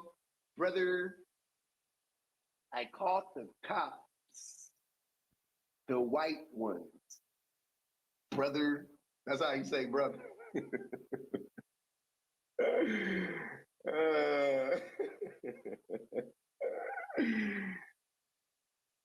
Tatted Black Guy that said, Pub, your lives never disappoint. They never do. I'm never disappointed. I'm always having a good time. I hope y'all are. Hey, look at that. We got over 100,000, man. I love it here now. I feel comfortable. I feel like y'all might really like me today. I don't know. It's been a struggle, y'all. Howdy. Hey.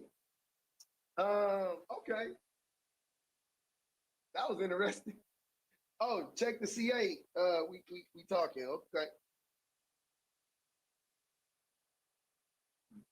Catch Me Outside said, drop the lookalike what?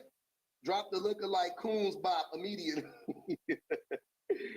Oh, man, let me read these, man. I think I might have missed a few. I saw one come through, but I didn't understand it because it had like a link on it. It had like a YouTube link, and I was like, what the what? Yeah, Angela sent something with a YouTube link.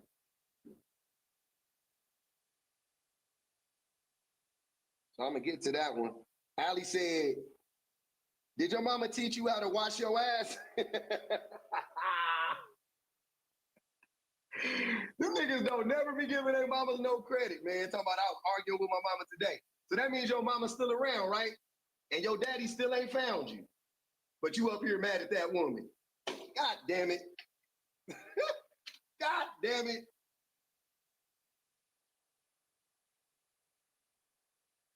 The black hand side. Oh, Mo Better said, I know he used the hardest of ERs.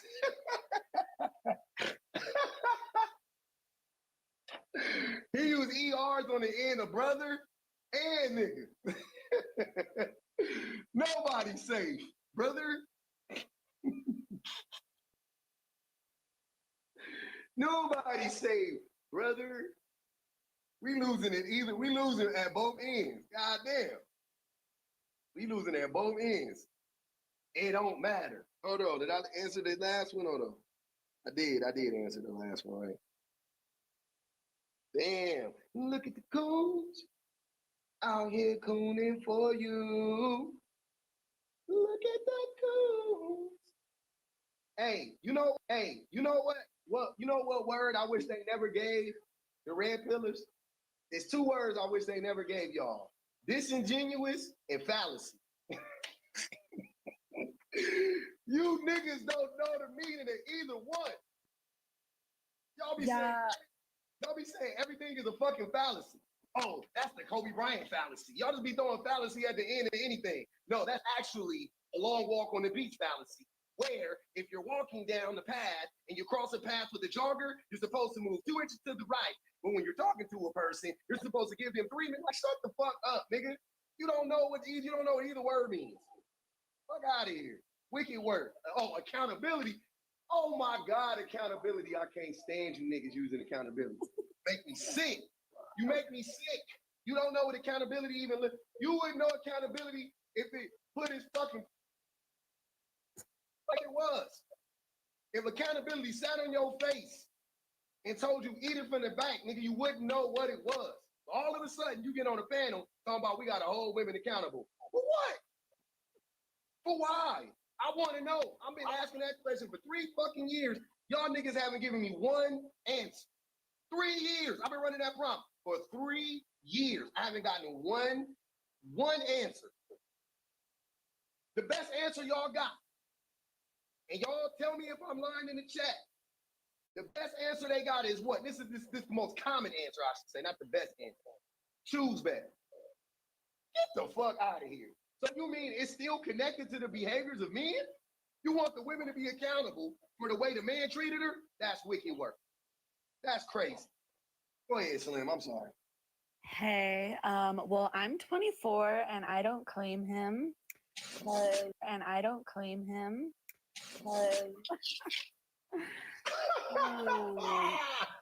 Because that was crazy work. Like, I don't even know. He's definitely red pill because, like, that's just the craziest type of argument that I've ever even heard. I'm like, he has to be on some Andrew Tate type shit. Like, He was. Yeah, so there's no way that, like, that was crazy. I don't even know what to say. And yeah, like, that was just a crazy thing. I mean, like, I don't understand how. I wish it would be easier for men to admit to the truth of, like, I feel like you were kind of getting somewhere with him and then he just took offense, you know? Like, he did, but like, why? Can you explain that to me? Like, what happened? What was the? Because men have really small egos, you know? It's like they cannot admit to when they're fucking up, basically, essentially, you know? And it's like they don't want to. I mean, and I hate to, like, put this all on just men, you know? But I mean, Yeah. like you said, it's like he doesn't even know the statistics. I don't know the statistics, but I mean, fuck. I mean, if you even look at it, you know that, like, most crimes are committed by men. It's Most not violence that is committed by men. Yeah. Here's Slim. This is what I be saying. This is what they want us to believe, right? Throw the stats out the window. Right? This is what they want us to believe. That we all know if you ask the person who is the most violent group of people on the planet, you ain't got to read a stat or nothing. You're gonna say men, right? Everybody gonna say men, right? Collect, right? Yeah. Okay. But then they want us to, and I mean, it ain't even close, right? Like, it's not like women are close to men, but like, it's not even close, correct? Would you say it's not even close? I don't believe it's close at all. Okay. And no stats. This is just from your just observation, right? Okay, cool. Yeah. But then they want us to believe that somehow in a relationship, that dynamic flips.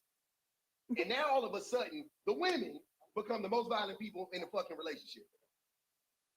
And I'm like, on its face, that doesn't make sense. On its face, it doesn't make sense. I'm sorry to tell you that. I don't know what to tell you, but I will tell you something for sure that I know that men have done to a lot of women. Like, a lot of men have done this. Like, if you wanted to say that most men haven't never punched a woman, right? Let's buy that, right? Cool, I'll buy that. Most men haven't closed-fisted, punched a woman, slapped a woman, whatever. I can buy that, right?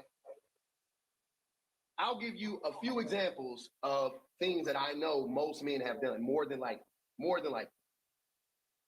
pinned a woman down, destroyed her property or his in front of her in a violent manner, punched a wall, broke a dish, broke a plate, broke a cup, yelled in her face, restricted her movements, took her keys, wouldn't let her leave, blocked the doorway. Like, okay, you never punched a woman in the face. You got it. You got it. I ain't gonna even hold you. You never punched a woman in the face. You got it. I ain't gonna argue with you. It's never happened. You got it. That's not unbelievable. That's not unbelievable. I can believe that. I can honestly believe, because I don't think most women have been punched in the face by a man. You see what I'm saying? So I can believe that most men haven't punched a woman in the face. Cool. But if you are sitting here telling me that those things that I described are women are most likely to do that,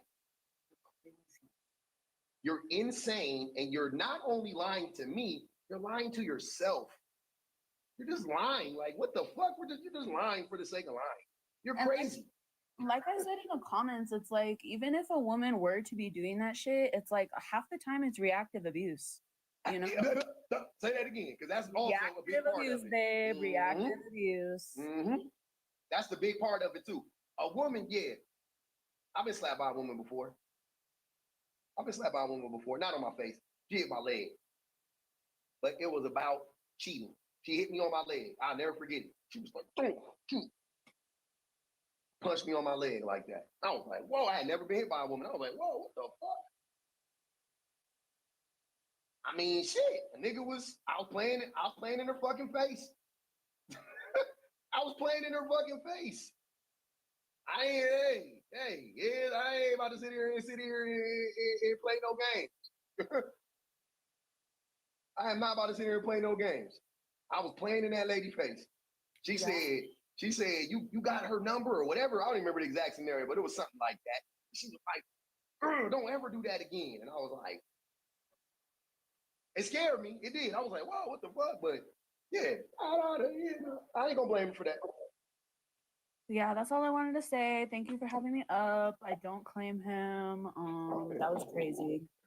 Best, Slim. I appreciate you. All right, thank you. Bye. Yeah. Oh yeah, it was cheating. It's grimy. Getting numbers and playing them games. That shit is dirty. All the time. I thought them pretty reactionarily. So I didn't hear the whole conversation beforehand. So I'll just preface this with that. I feel like the part I did hear that kind of drew me up here was the one part y'all just mentioned, where it's like, if a woman hits you, generally it's reactionarily, or like not even hit you, but she does something to the effect burns your clothes. Guys do. It's yeah. It's reactive. Like, why is it so? Yeah, but isn't it all kind of just reactive to a degree? Like, I'm pretty sure for a dude, it's not reactive. Well, I'll explain first. First. I'm sorry. With a dude, it may have been, I don't know what. So you have to make a good reason. Generally think yeah, I don't want to make up things. That's but what I'm saying is that it's not hard to imagine what women are reacting to, which is a man being abusive to her, like cheating on her, lying to her. She found out he had a wife. She found out he was having a baby with another woman. Things of that nature, right? Like that's what women are reacting to. Financial abuse, whatever it is, right? Cool. You're saying that it goes both ways. Women are doing that to men. So what is the reaction from men? When men are cheating on the woman, you're saying that that's a reaction to something? No. So I do look, and I'll be very transparent about the conversation. I do understand that there's marks of abuse from guys primarily, but I think why I had such a visceral reaction, I popped up. It's like, well, there are large instances where sometimes it's not as reactionary, or maybe it is just forms of abuse ultimately from the woman's side, right? If we just all say a lot of women's actions are, we're not speaking in absolute. Yeah, So I said it was generally like some women just abuse. Some women just abuse. Yep, there are some abusive women out there. Yep, I know. right. But the vast majority of what men would consider abusive is the woman reacting to the thing that the man did. That's probably worse than what she did to him. That's all I'm saying. No, I can hear that. Sometimes, in some regard, yeah, I can hear that. But there are other instances where I feel like, it's just been. Do you think women are has been stupid? just Do you think women are dumb? No, I don't think women are stupid. No. Okay. So let me ask you a question. If you don't think women are dumb, then what logical explanation could you come up with for women laying their hands on men in a relationship?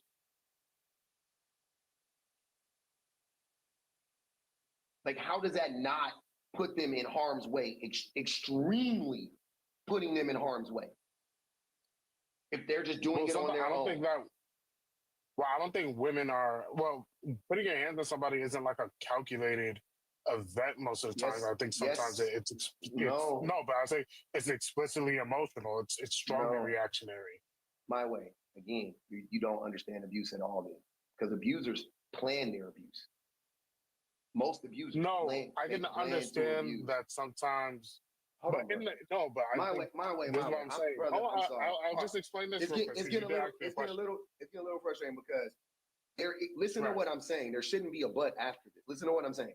You're making the claim that when people abuse, it's reactionary. I'm telling you, it's not. When men abuse, it's not reactionary. The vast majority of the time, it's calculated. It's an escalation. They're escalating. But you just said for the women's part, it is reactionary. Yes, the women. And you're also saying ultimately that abuse is a calculated, endeavor. But I'm saying, but you're also saying for women specifically that it. Yeah, I hear what you're saying. No, I definitely understand. You're missing the point, brother. Women, if they were to, can a physically in a relationship between an average man and an average woman, who do you think has the physical advantage when it comes to fisticuffs? I think men do. Okay, cool. You think women know that too? Women do know that. Okay, cool. But then women also know that for the majority of situations, if they do hit a man, they're not going to get hit back. That's the same way you just said. Hold on, my way. A lot of men. You're making up stuff. I just want to say this because I just want to. There's nothing making that up. You are based on what? I've never. No. Based on what? Based on what? What do you mean? What do you mean based on what? A lot of women are aware for the majority of situations. Now you're moving shit around, bro. You're not making sense. You're not making sense. No, good brother. I didn't get to finish the statement first. Good brother. You don't have I want to at least finish. My way. This is what I want y'all to understand. There is no need to finish a statement that starts off wrong. I'm okay with you finishing a statement if you don't start it off completely wrong, rooted in a falsehood. Why finish the statement? I'm still going to disagree in the end. I'll ask you this, right? Mm-hmm. You said you were in a situation where you cheated or something like that. Yep. The woman I got another girl's number. Yep. According to you, and I understand that, but according to you, you said women are smart. So why would they engage in physical violence if they know they're going to ultimately lose? Well, you cheated. She engaged in physical violence. The fear is still there. She could still get beat up right after she smacked you. I know. And but you see how Sir, what I'm trying to share with you is your assertion is that men and women are equally as violent towards one another. And I'm saying that doesn't make sense because women know that they cannot typically match the level of violence that men are capable of. So if you believe that women are just as violent as men, then you have to believe that women are fucking stupid. And they think, I can match the level of violence that my husband is capable of reaching. But that's not what I said, and that's not how I. That is what you're saying, but that is what you're saying. I said. So let me reiterate what I said, and maybe that's this disconnect. When we first had the conversation, you said, men's abuse is proactive, I guess, in some states, and for women, it's generally reactionary. The reason I came up here is when you said that, I was like, okay, if that's the case, then a lot of women's abuses could just be guised by the fact that it's all reactionary. And I was like, well, that's not What? true. What are you If you saying? just claim everything's reactionary, I'm saying if you just say it for the most part, you say a lot of women's abuses is reactionary. I'm like, well, that's not true. But also, if you Based just on claim what? that, Hold on, wait. then it's Based on what? My way. You're saying it's not true, but you haven't looked at any study. So what are you saying? What are you basing? it on? well, no. I mean, what's the study that the majority of it is reactionary? I'm glad you asked. I'm glad you say stuff and then ask the question later. I appreciate it. I think Right. that's Let's get into that. I think that's an odd order to do it in. But yeah. So No, you said the claim that it's majority of reactionary. Okay, so I'm just yeah, waiting. All right, women. I'll wait. I got you. I'll wait. Yeah. So shout out to Rita, because I still have this study saved to my computer because it's such a great study. But it's on the NIH website. And it is called, she probably knows about heart because she always tells me it, but we gotta find the name of the study. It says evidence of gender asymmetry in intimate partner violence, the population level. I think this study is Just evidence of gender asymmetry. I got you right now. evidence of gender asymmetry in intimate partner violence experience at the population level. I think this is a great study. I think it's a great study. And we can go down to the charts right here, because I'm not about to do this in a live and take fucking 30 minutes reading through the whole study. But if you go to the charts down here, if you look it up, or if you get a chance to look it up, it tells you, it tells you about the rates of abuse. Like it breaks it all down for you, like all different, like just for an example, it asks questions like pushed, severe physical, so hit, severe physical, kick, drag, beat, severe physical, choke, burn, weapon, use a weapon, force intercourse, afraid intercourse, force else, insult, humiliate. So I'm assuming you're looking at the frequency graph, right? Graph, right? Yeah, the individual. You're looking at the frequency graph when you say this. Okay. Yeah.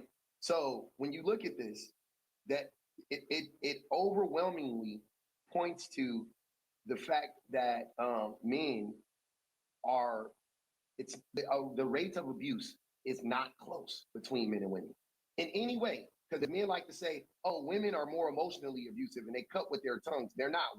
Men are also more emotionally abusive and they're more physically abusive. It's not close. It's not a one-to-one. So they're not reacting. My point is, listen, if women were reacting to Can I be honest? Well, as I'm looking at the one, I'm gonna look. Yeah, I got you. Go ahead. My bad. If women were reacting to men, right? What the way these graphs would look, it would look equal, right? If women and men are equally as abusive, and women are reacting to men, and men are reacting to women, then the charts would reflect that. It would look like a one-to-one. But if you look at it, you can clearly see a disproportionate amount of abuse going in the direction of men. Men are exponentially more abusive than women in every single way. So I don't know why. And this is also observable. Do you mind if I just say this real quick? Go ahead. Are you listening to what I'm saying? Because I feel like you're not listening. No, Okay, so what did I say? Repeat what I said to you. You said according to the graph and the data, it shows that there's disproportionate difference in the amount of abuse or accounted for versus women and men for every data point available. And since there's a disproportionate difference, obviously it shows that there's more abuses taken on by women than by men. Which I'm not disagreeing with you in that fact. That's gonna be, that's gonna be, apparent. You say you're citing the data. You're citing the data. Is that what you said? Did I get that incorrect? Yeah, no, that's what I said. But I'm just trying to figure out what I'm curious as to what you would say after that. Right, but my point how we started this was not that women don't incur more abuse than men. I think that's wholeheartedly what happens. wholeheartedly what happens, right? Women suffer abuse more than men at the hands of men. I get that.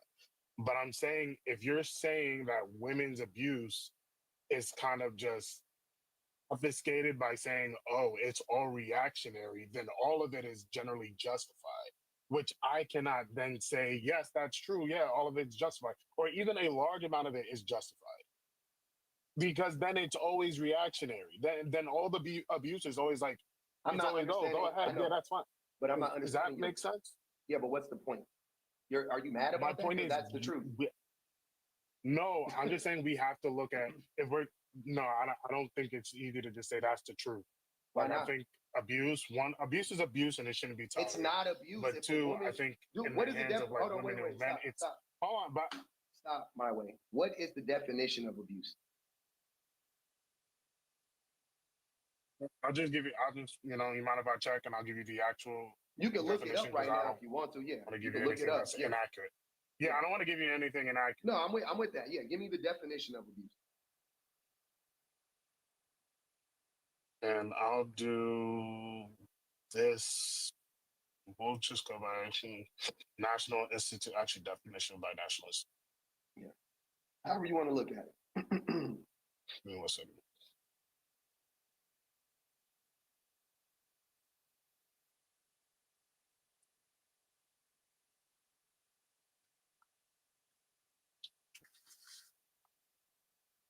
Okay, oh, it's a drug. Okay, so I'll just give you the general one. Yeah, just give me the general. Yeah, I'm just looking for the general. Yeah. Abuse is an intentional inflict of physical harm, injury, or distress on another person, and it can take many forms, including physical, sexual, emotional, psychological, financial, and digital. And I guess I'll just cut it there because there's more stuff. Yeah. Okay. So when we talk about abuse, like in this context, right? Because words are descriptive and not prescriptive. What we're talking about is somebody essentially abusing their power, right? Because that's what men do in relationships. They abuse their power. That's what we're talking about, correct? The physical power they have, the financial power they have, whatever the case may be, men are abusing their power. Is that safe to say? Yeah, when men have a physical advantage and they tend to abuse it. Yes, for sure. Exactly. Okay, cool. So if a woman doesn't have a physical advantage, right? And But she tends to not abuse that one. And she reacts to something the man did.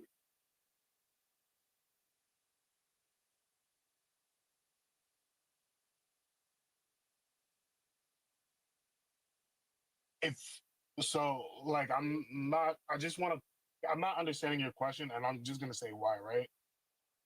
If you're just saying that she's reacting to something a man did, then that can be abusive. But if you're saying that she reacted to a form of abuse that was His physical abuse, in yes. nature, Not physical. yeah, Doesn't only have to be physical. then no, it's not.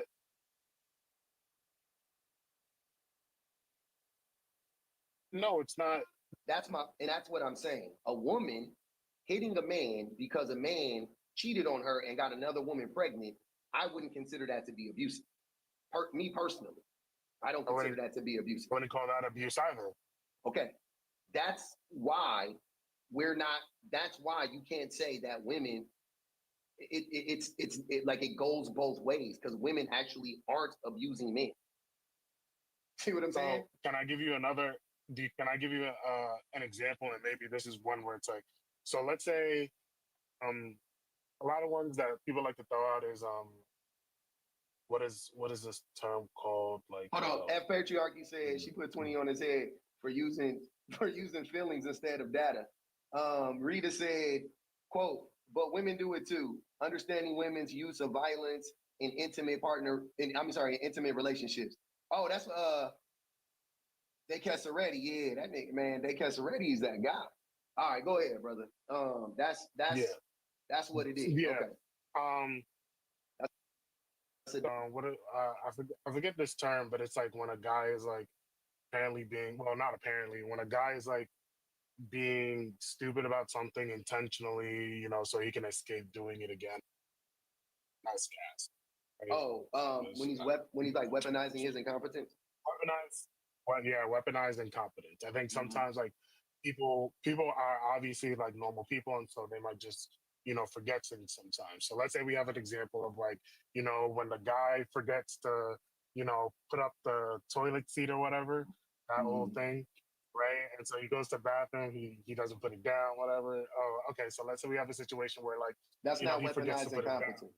That's not weaponizing No, competence. but like no, but it can be dependent on how you look at it because if he does it so No, many times, you call it weaponized incompetence. weaponizing competence Because what is intentional. no, but like exactly. So how do you determine that somebody's doing something intentional or unintentionally? I mean, Like that's let's say on he them just to, like sometimes he puts it down, sometimes it's not down. You yeah. don't know if it's weaponized incompetence or not. You just look at the situation and say, you kind of guess it up to the person, but it's never really clear, right? But Why that's not the why point. why the reason why is because it's safe to assume that he's doing it intentionally, because why can't you put the seat down as a grown man? Work a system out, put a reminder on the door. Like, there's many things you can do to make sure you put the seat down. So if you are not I putting, mean, whether that if you're not, hold on, brother, if you're not completing a task that is that simple, something that your mother told you to do and your dad told you to do when you were a child, and now you're an adult man and you still can't do it, and you just can't figure out how to do it, then it's safe to assume that you're intentionally trying to not do it. And you can say, "How do you know?" You can say that all day till you're blue in the face. well, one, I'm But the gonna say safest assumption. that's not no, but I'm saying that's not everybody's like not everybody have to put the toilet seat down. Some people were just I raised don't by know why guys, you're. but I don't know that's why not the you're point. I'm arguing just gonna say my way. um That's a moot point. no, That's I'm not what saying we're that talking was about. the lead up. It's not the point. I'm saying this is the lead up to the actual like thing. You know what I mean? That wasn't even the thing yet. I'm saying like let's say you're in some situation where it's kind of up in the air. You're not too sure, right? So she sees this one day and she starts berating him, screaming at him. Well, one, the berating and screaming already is a form of like was like abuse, right? It's an abuse that women inflict on men. I'm not saying this is something that happens so often. I'm not saying something it's not small, but I'm saying it's an abuse that happens that can be. Let me ask you a question. If you were married and your wife left you, she never said anything to you, she never berated you or anything like that, but she reminded you 3 times to put the toilet seat down, and you forgot 3 times in a row, and she just divorced you. Would you think that that was fair of her? Like, which one would you choose if you had If the I choice? forgot 3 times, like You're a married. when I You're a think it married. was fair. Yeah, you're a married man. You're married to your wife, right? You forget to, in your mind, you're saying you forgot to put down the toilet seat, or put it down 3 times, right, in a row. She told you all 3 times to put it down in a row. She never rated you. She just told you to do it. And then after the third time, you go to work, you come home, she took everything, and she files for divorce. Would you prefer that, or would you prefer her to berate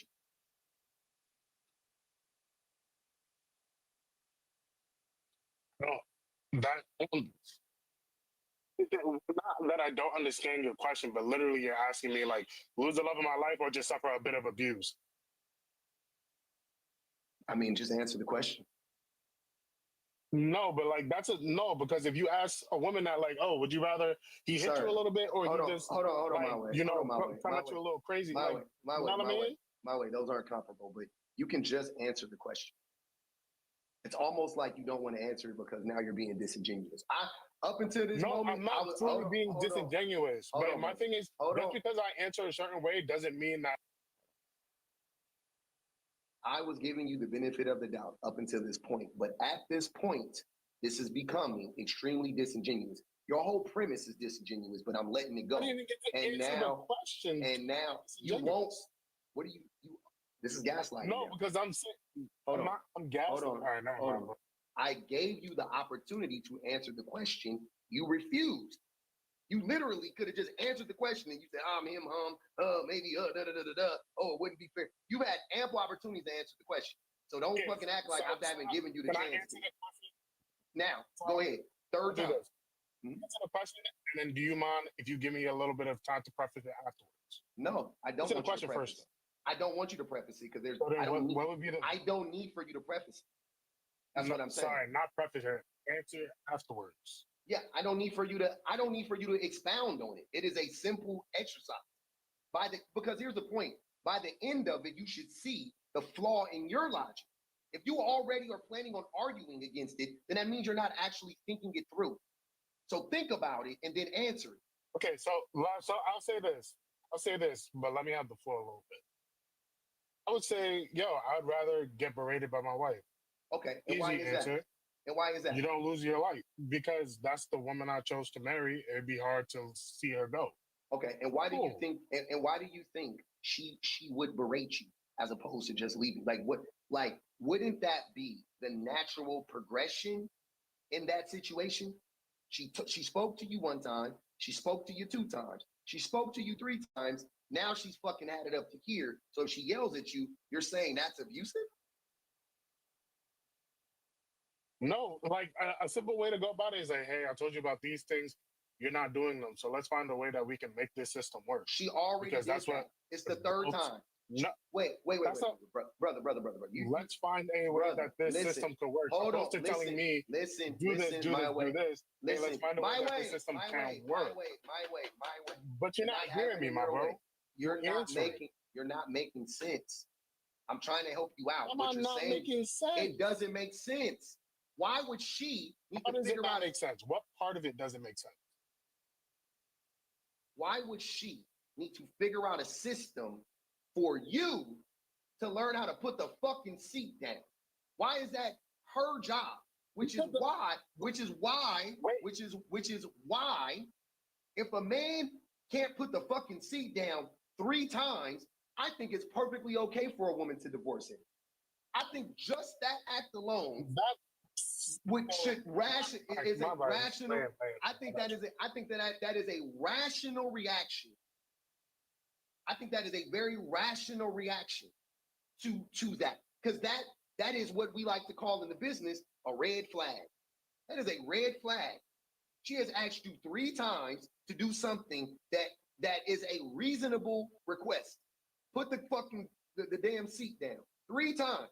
You will not do it. Not that you can't do it. You won't do it, which signals weaponized incompetence, which is abusive. And if she is smart, she would know that it won't stop with just you putting the seat down. That's just one instance of that. So if that woman wants to leave you for that, so be it. But you and we're in agreement, because I would much rather my wife yell at me than leave me, because that ain't fucking abuse. So what are we talking about? Your whole analogy makes no fucking sense. That's the point. That was why I asked you that question. Your analogy doesn't make sense. Like, what am I missing?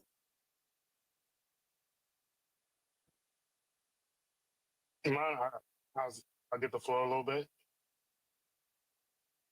You about to get dropped. Because you can drop me, yo. That's fine. I know, I'm trying to ask you if I could. I know. If I'm done talking, when I ask you a question, you don't know how to have a conversation. Y'all do the same shit, bro. You're a fucking bot. Y'all do the same shit. You got the same tendencies. Every platitude. You got the same tendencies. I'm giving all platitudes and respect on the board. So for you to say I don't have respect is a little crazy. Because you're not. Because you've been. When I'm talking, you're over. Like right now, you're over talking. You're over talking me, right? When I'm talking and I'm trying to explain to you how this goes. Now I know, believe it or not, I'm dictating the way that the conversation goes. And I want to keep it respectful, believe it or not. I just don't want you to filibuster for 30 minutes and take us so far off course that we lose sight of what we're really talking about, which we already had. That's why I brought it back with that question to nip it in the bud. It wasn't for me, it was for you. And that's why I wanted you to answer it. And you knew, because I'm not stupid. When I asked you the question, you instantly saw the flaw in your logic. That's why you started hemming and hawing and going, instead of just answering the fucking question. Because if it didn't point out the flaw in your logic, you would have answered it like that. You would have said, oh no, I would rather she yell at me. I would rather her. You would have instantly. But as soon as you heard it, you was like, wait, yeah, because I would much rather her yell at me than just leave. So what the fuck am I talking about? That's what it was. So can we move away from that analogy? Because it ain't gonna work. You do something different. That's a bad analogy. I didn't even get to talk on it. But if you want to move away from that, that's fine. This brother. I didn't. I said it. This is abusive. You. No, This hold on, is bro. This is my abusive. point. I sat quiet. Seriously, I try to say something. You'll do this long one, now, which is cool. This is your platform. That's fine. But it's like I didn't even get to talk after that. I even started the analogy. You said, "Hey, I have a question." I answered your question. You've not let me say one thing regarding the question since. I mean, you're calling me unjust, unfair, or that I'm cutting you up. And I asked you, can I get the floor to answer it? Do I still get that? Can I continue to get the floor? Go ahead, man. So thank you. So I'll answer it. So when I brought up that analogy, first of all, putting the bathroom up and down, the toilet seat up and down, right? Let's just all be aware it's a preference of things. It's not how the system has to go. It's not like if she sits on it, she's gonna fall through the toilet. It's just a courtesy or a preference, right? So we can start there. It doesn't necessarily have to happen because you get to the bathroom, you can do whatever you want. The point of the conversation that we had was if you're asked something, right, and you were saying, "Oh, would you rather your wife do this or do that?" You can say, "Oh, you were asking. I'm sorry. Would you rather your wife scream at you or your wife shout at you?" I'm saying, well, it's better if she just say, "Hey, let's create a system where it works." One, she can ask that. It'd be better. One, because you're both adults. So if she wants something, right, she has a preference for something, you can create a system in which it works, right? But if you don't want to do that, the question that you then posed to me was, would you rather have your wife scream at you instead of being like a calm adult and like finding a system that works? Have her shout and berate you, and that doesn't even mean, oh, she's shouting that she hates that the bathroom's All right, I got to stop you again my way. dumb, and this is why I didn't let you talk because you're not making sense. Because I already you're not letting me finish. How did you get to the end of my premise? I already answered this, nigga. You didn't answer it. You didn't get to the end of my premise. I'll tell you why. I'll tell you why. I'll tell you how. Because I told you. Because I told you when I asked my question, I said she asked you 3 times. That's what I said. I already addressed that. What the fuck are you talking about? Jesus Christ. I swear to God, y'all are the same people. You just, exactly. And they be mad at me for not letting them filibuster because that's all they want to do. You didn't have a point. You didn't have a point. Your point was stupid as fuck. You were talking to a married man about putting down the damn toilet seat. You're talking to a married man about putting down the toilet seat. As if I haven't had this conversation. And I'm telling you that getting yelled at by your wife is not abusive. When you fucking ignored her request 3, 5, 7, 19 fucking times. That is a reasonable reaction to a person asking you to do something that you should already be fucking doing. That is a reasonable reaction to that. That is not abusive. The abuse already happened. You ignoring the simple request was abusive. Her reacting to it, you were proving my point in real time, her reacting to you abusing her was not abusive. Jesus fucking Christ. You ran head first into the point. You didn't even fucking know it. That was the point. You take a shit on Monday. You take a piss on Monday. You leave the seat up. She goes, "Hey, hon, I see you left the seat up." "Oh, next time I'll put it down." You took a piss on Tuesday. You left the seat up. "Hon, the seat's up." Boom. You took a piss on Wednesday. The seat's up. She goes, "Hey, what's going on with the seat, man? Come on." That's 3 times in a row. Thursday, you leave the seat up. She grabbed you by your fucking collar and go, "Look at here, you stupid motherfucker. Put the seat down." You telling me that's abusive? Y'all don't know what abuse is, nigga. That is reasonable. And she lift you 2 inches off the ground like this, like a high school bully. Nigga, that's fair. That's fair. That's a fair reaction. Shit, I'll take it. That's a very reasonable reaction. God damn. PR said, you know that guy has toilet water on his toothbrushes. Unsanitary. unscrupulous and unsanitary. This shit is crazy. Definitely wedgies, nigga noogies, and that woman lick her hand and smack you in the back of the neck, nigga. All those are acceptable after you ignored her request 4 fucking times, nigga. That's fair. God damn. What world do y'all live in? Huh? That's not reasonable. I'm tripping, right? You justifying abuse. Okay, cool. Sure.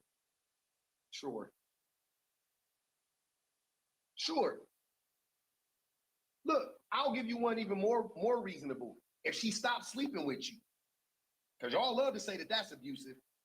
That's reasonable, right? You don't put down the fucking seat. You don't put down the seat 3 times, 4 times in a row, and she stopped giving you coochie for a month. That's fair, right? Would you rather get slapped or would you rather get coochie? I'll take both, depending on it. Never mind. But in this context, I'd rather get slapped.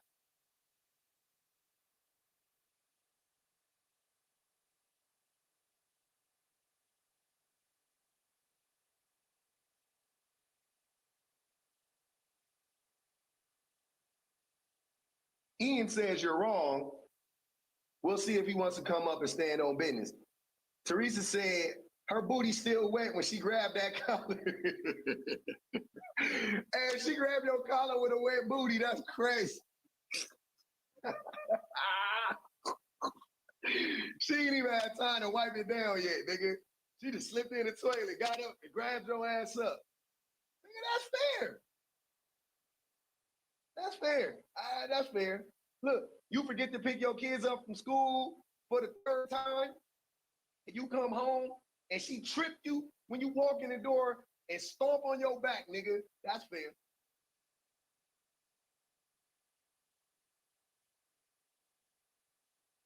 She run you a hot shower. Look, you forget to pick your kids up from school for the 5th time in a month. You forget to pick her babies up for the 5th time in a month, right? You come home, she run your bath water, run your shower, tell you get in the shower, oh, I know, work hard, and she put fucking Crisco oil all over the floor, nigga. And wait for you to get out the shower, she start whooping your ass. Fair. That's fair. Yeah, that's not abusive. I think that's fair.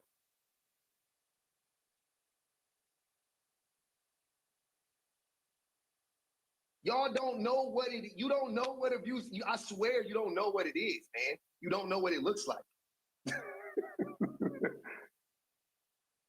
You forget the babies 5 out of 30 days, nigga. On the 5th day, she get a switch from outside and beat your ass. You shocked? Oh, now you want to get a divorce. Okay. Take your ass home then, nigga. Take your ass home then. Go live with your mama. Because what the fuck? Obviously, it ain't going to get rectified with a conversation because your stupid ass don't listen. So you got 2 choices. She whomp you, stomp you, or she fucking divorces you, or both.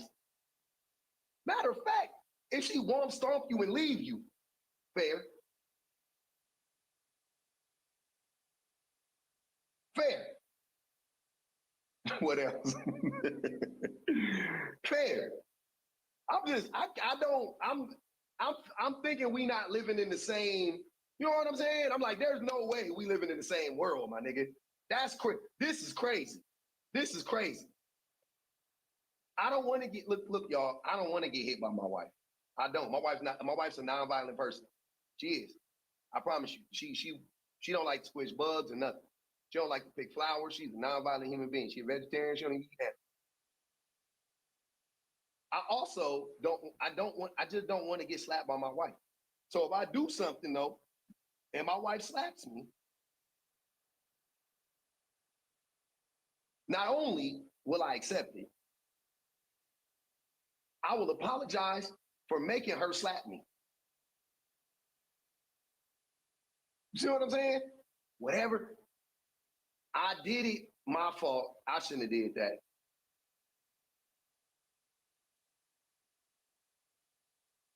My fault. My bad. I done made you hit the nigga, my bad. I'm gonna go sit in the corner. I'm gonna chill the fuck out for a minute. I had me, you know,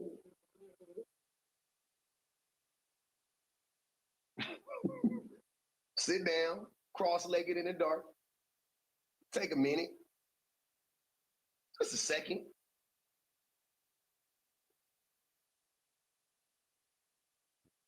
This shit ain't rocket science, man. What's up, Eli? Hello. I don't know if you remember me from yesterday. I had came on earlier. It was because you was eating that good ass food. It was like some type of chicken, broccoli, and pasta. It looked great, and that's all I wanted to say. I agree with the debate. I agree with all your opinions. I just wanted to tell you that food looked amazing. Thank you, man. Appreciate you, brother. I'm still snacking on it, man. Have a great day. All right, doggy. Hey, well, it is good, man. My wife made it. Cry said, 5 on you for the bully comment almost made me show. I'm just gonna keep it a being with you, baby. I ain't got no reason to lie to y'all. This shit easy breezy, lemon squeezy. Exactly. Hold on. And this is what I'm saying. Look, what I just experienced was abusive. Him trying to gaslight me, him playing them dumbass games, trying to filibuster. Let me get my point out. The point he already fucking got out, that I already cooked. Now I gotta listen to it all over again and we all gotta suffer through that shit. That's abuse, nigga. Y'all niggas is fucking up my brain, bro. Like, I'm not playing. Y'all niggas making me fucking crazy. Talking to y'all all day. Getting gaslit for like 6 hours a week. Crazy. It's crazy. It's really wild, man.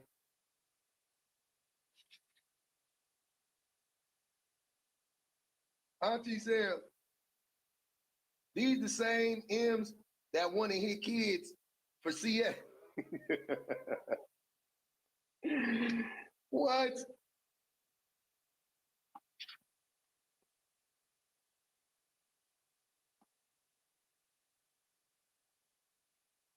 It's crazy, y'all. Yeah, hey, you know what? 20 minutes, hey, Mika said 20 minutes of gaslighting just exhausting. That's per male. I'm getting 20 minutes of gaslighting per male. I had what, 4 males up here? That's 80 minutes of gaslighting. That shit fuck you up. I be having to like unpack the, you know what I'm saying? Like after I get off the lives, I gotta like decompress and shit. Cause these niggas is crazy. I'm sitting there like, what? Am I tripping? Like that's the shit I gotta ask myself when I get offline. Like, am I tripping? Like I'm second guessing my nigga. I mean, I know I'm not tripping. I know I'm not tripping. Y'all niggas is y'all don't make sense. You don't make sense. You be lying. You be talking in circles. You be talking in circles. Just the logic, just it don't never match. The shit don't never fucking come together. I'm like, damn, nigga, when the logic gonna come together? No, I don't imagine. I'm good. Y'all got it.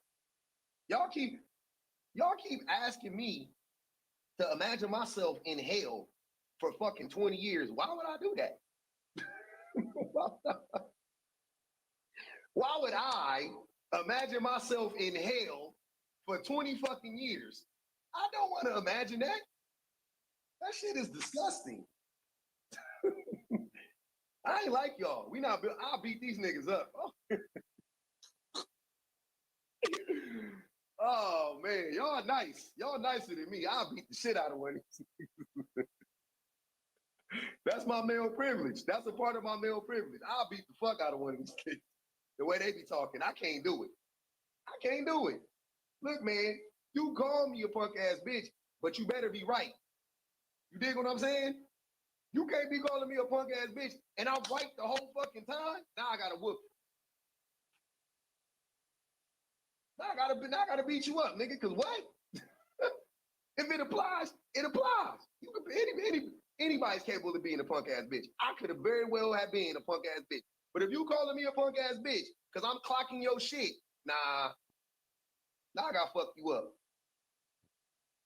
That's crazy. Now I gotta fuck you up. Cause why? Why you making me feel like that? What did I do? I was right the whole time. But I'm a punk for being right? Nah. Hell no. Hell no. Mm-mm. Somebody getting fucked up.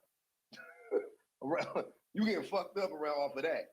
Yeah, brakes is getting beat off of you for sure. That's crazy. I can't deal with it. Look, God knew who to make a woman and who to make a man. Because you know what they said, you know what they be saying? If you could be a woman for a day, what would you do? I'll beat a nigga up.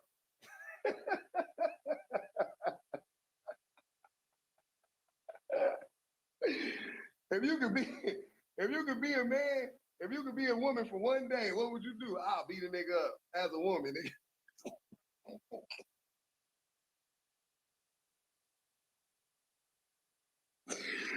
God damn it.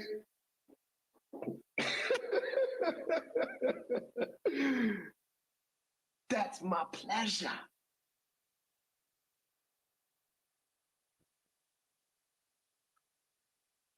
That's my pleasure. That gender reveal outfit is crazy.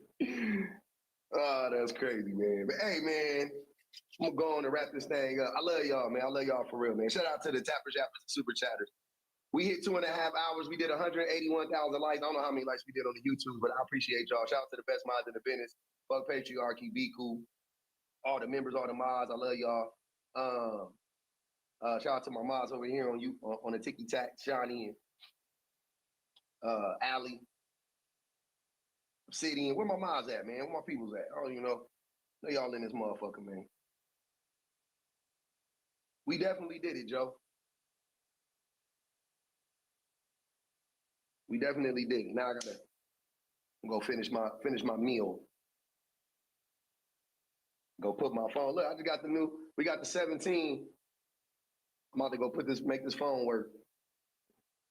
Should look like a science experiment. Where you put the card at?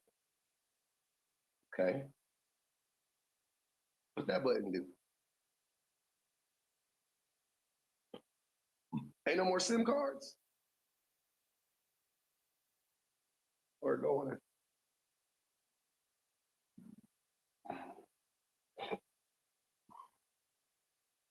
I don't know. We'll figure it out when we get seated to do it.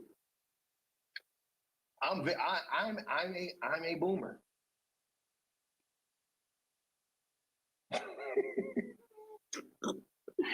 I don't think I'm better than y'all. My phone's just better than yours. It's not me. It's not me. Y'all still better people than me. No SIM cards? Okay. Who Afro Spice? You talking about? I don't know who that is. Afro Spice? Who's that? Can't even work your mind.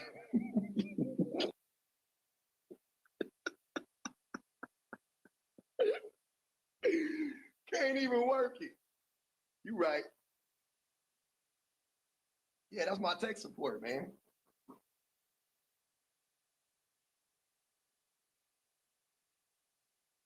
Afro Spice used to being alive all the time. I don't know what you're talking about.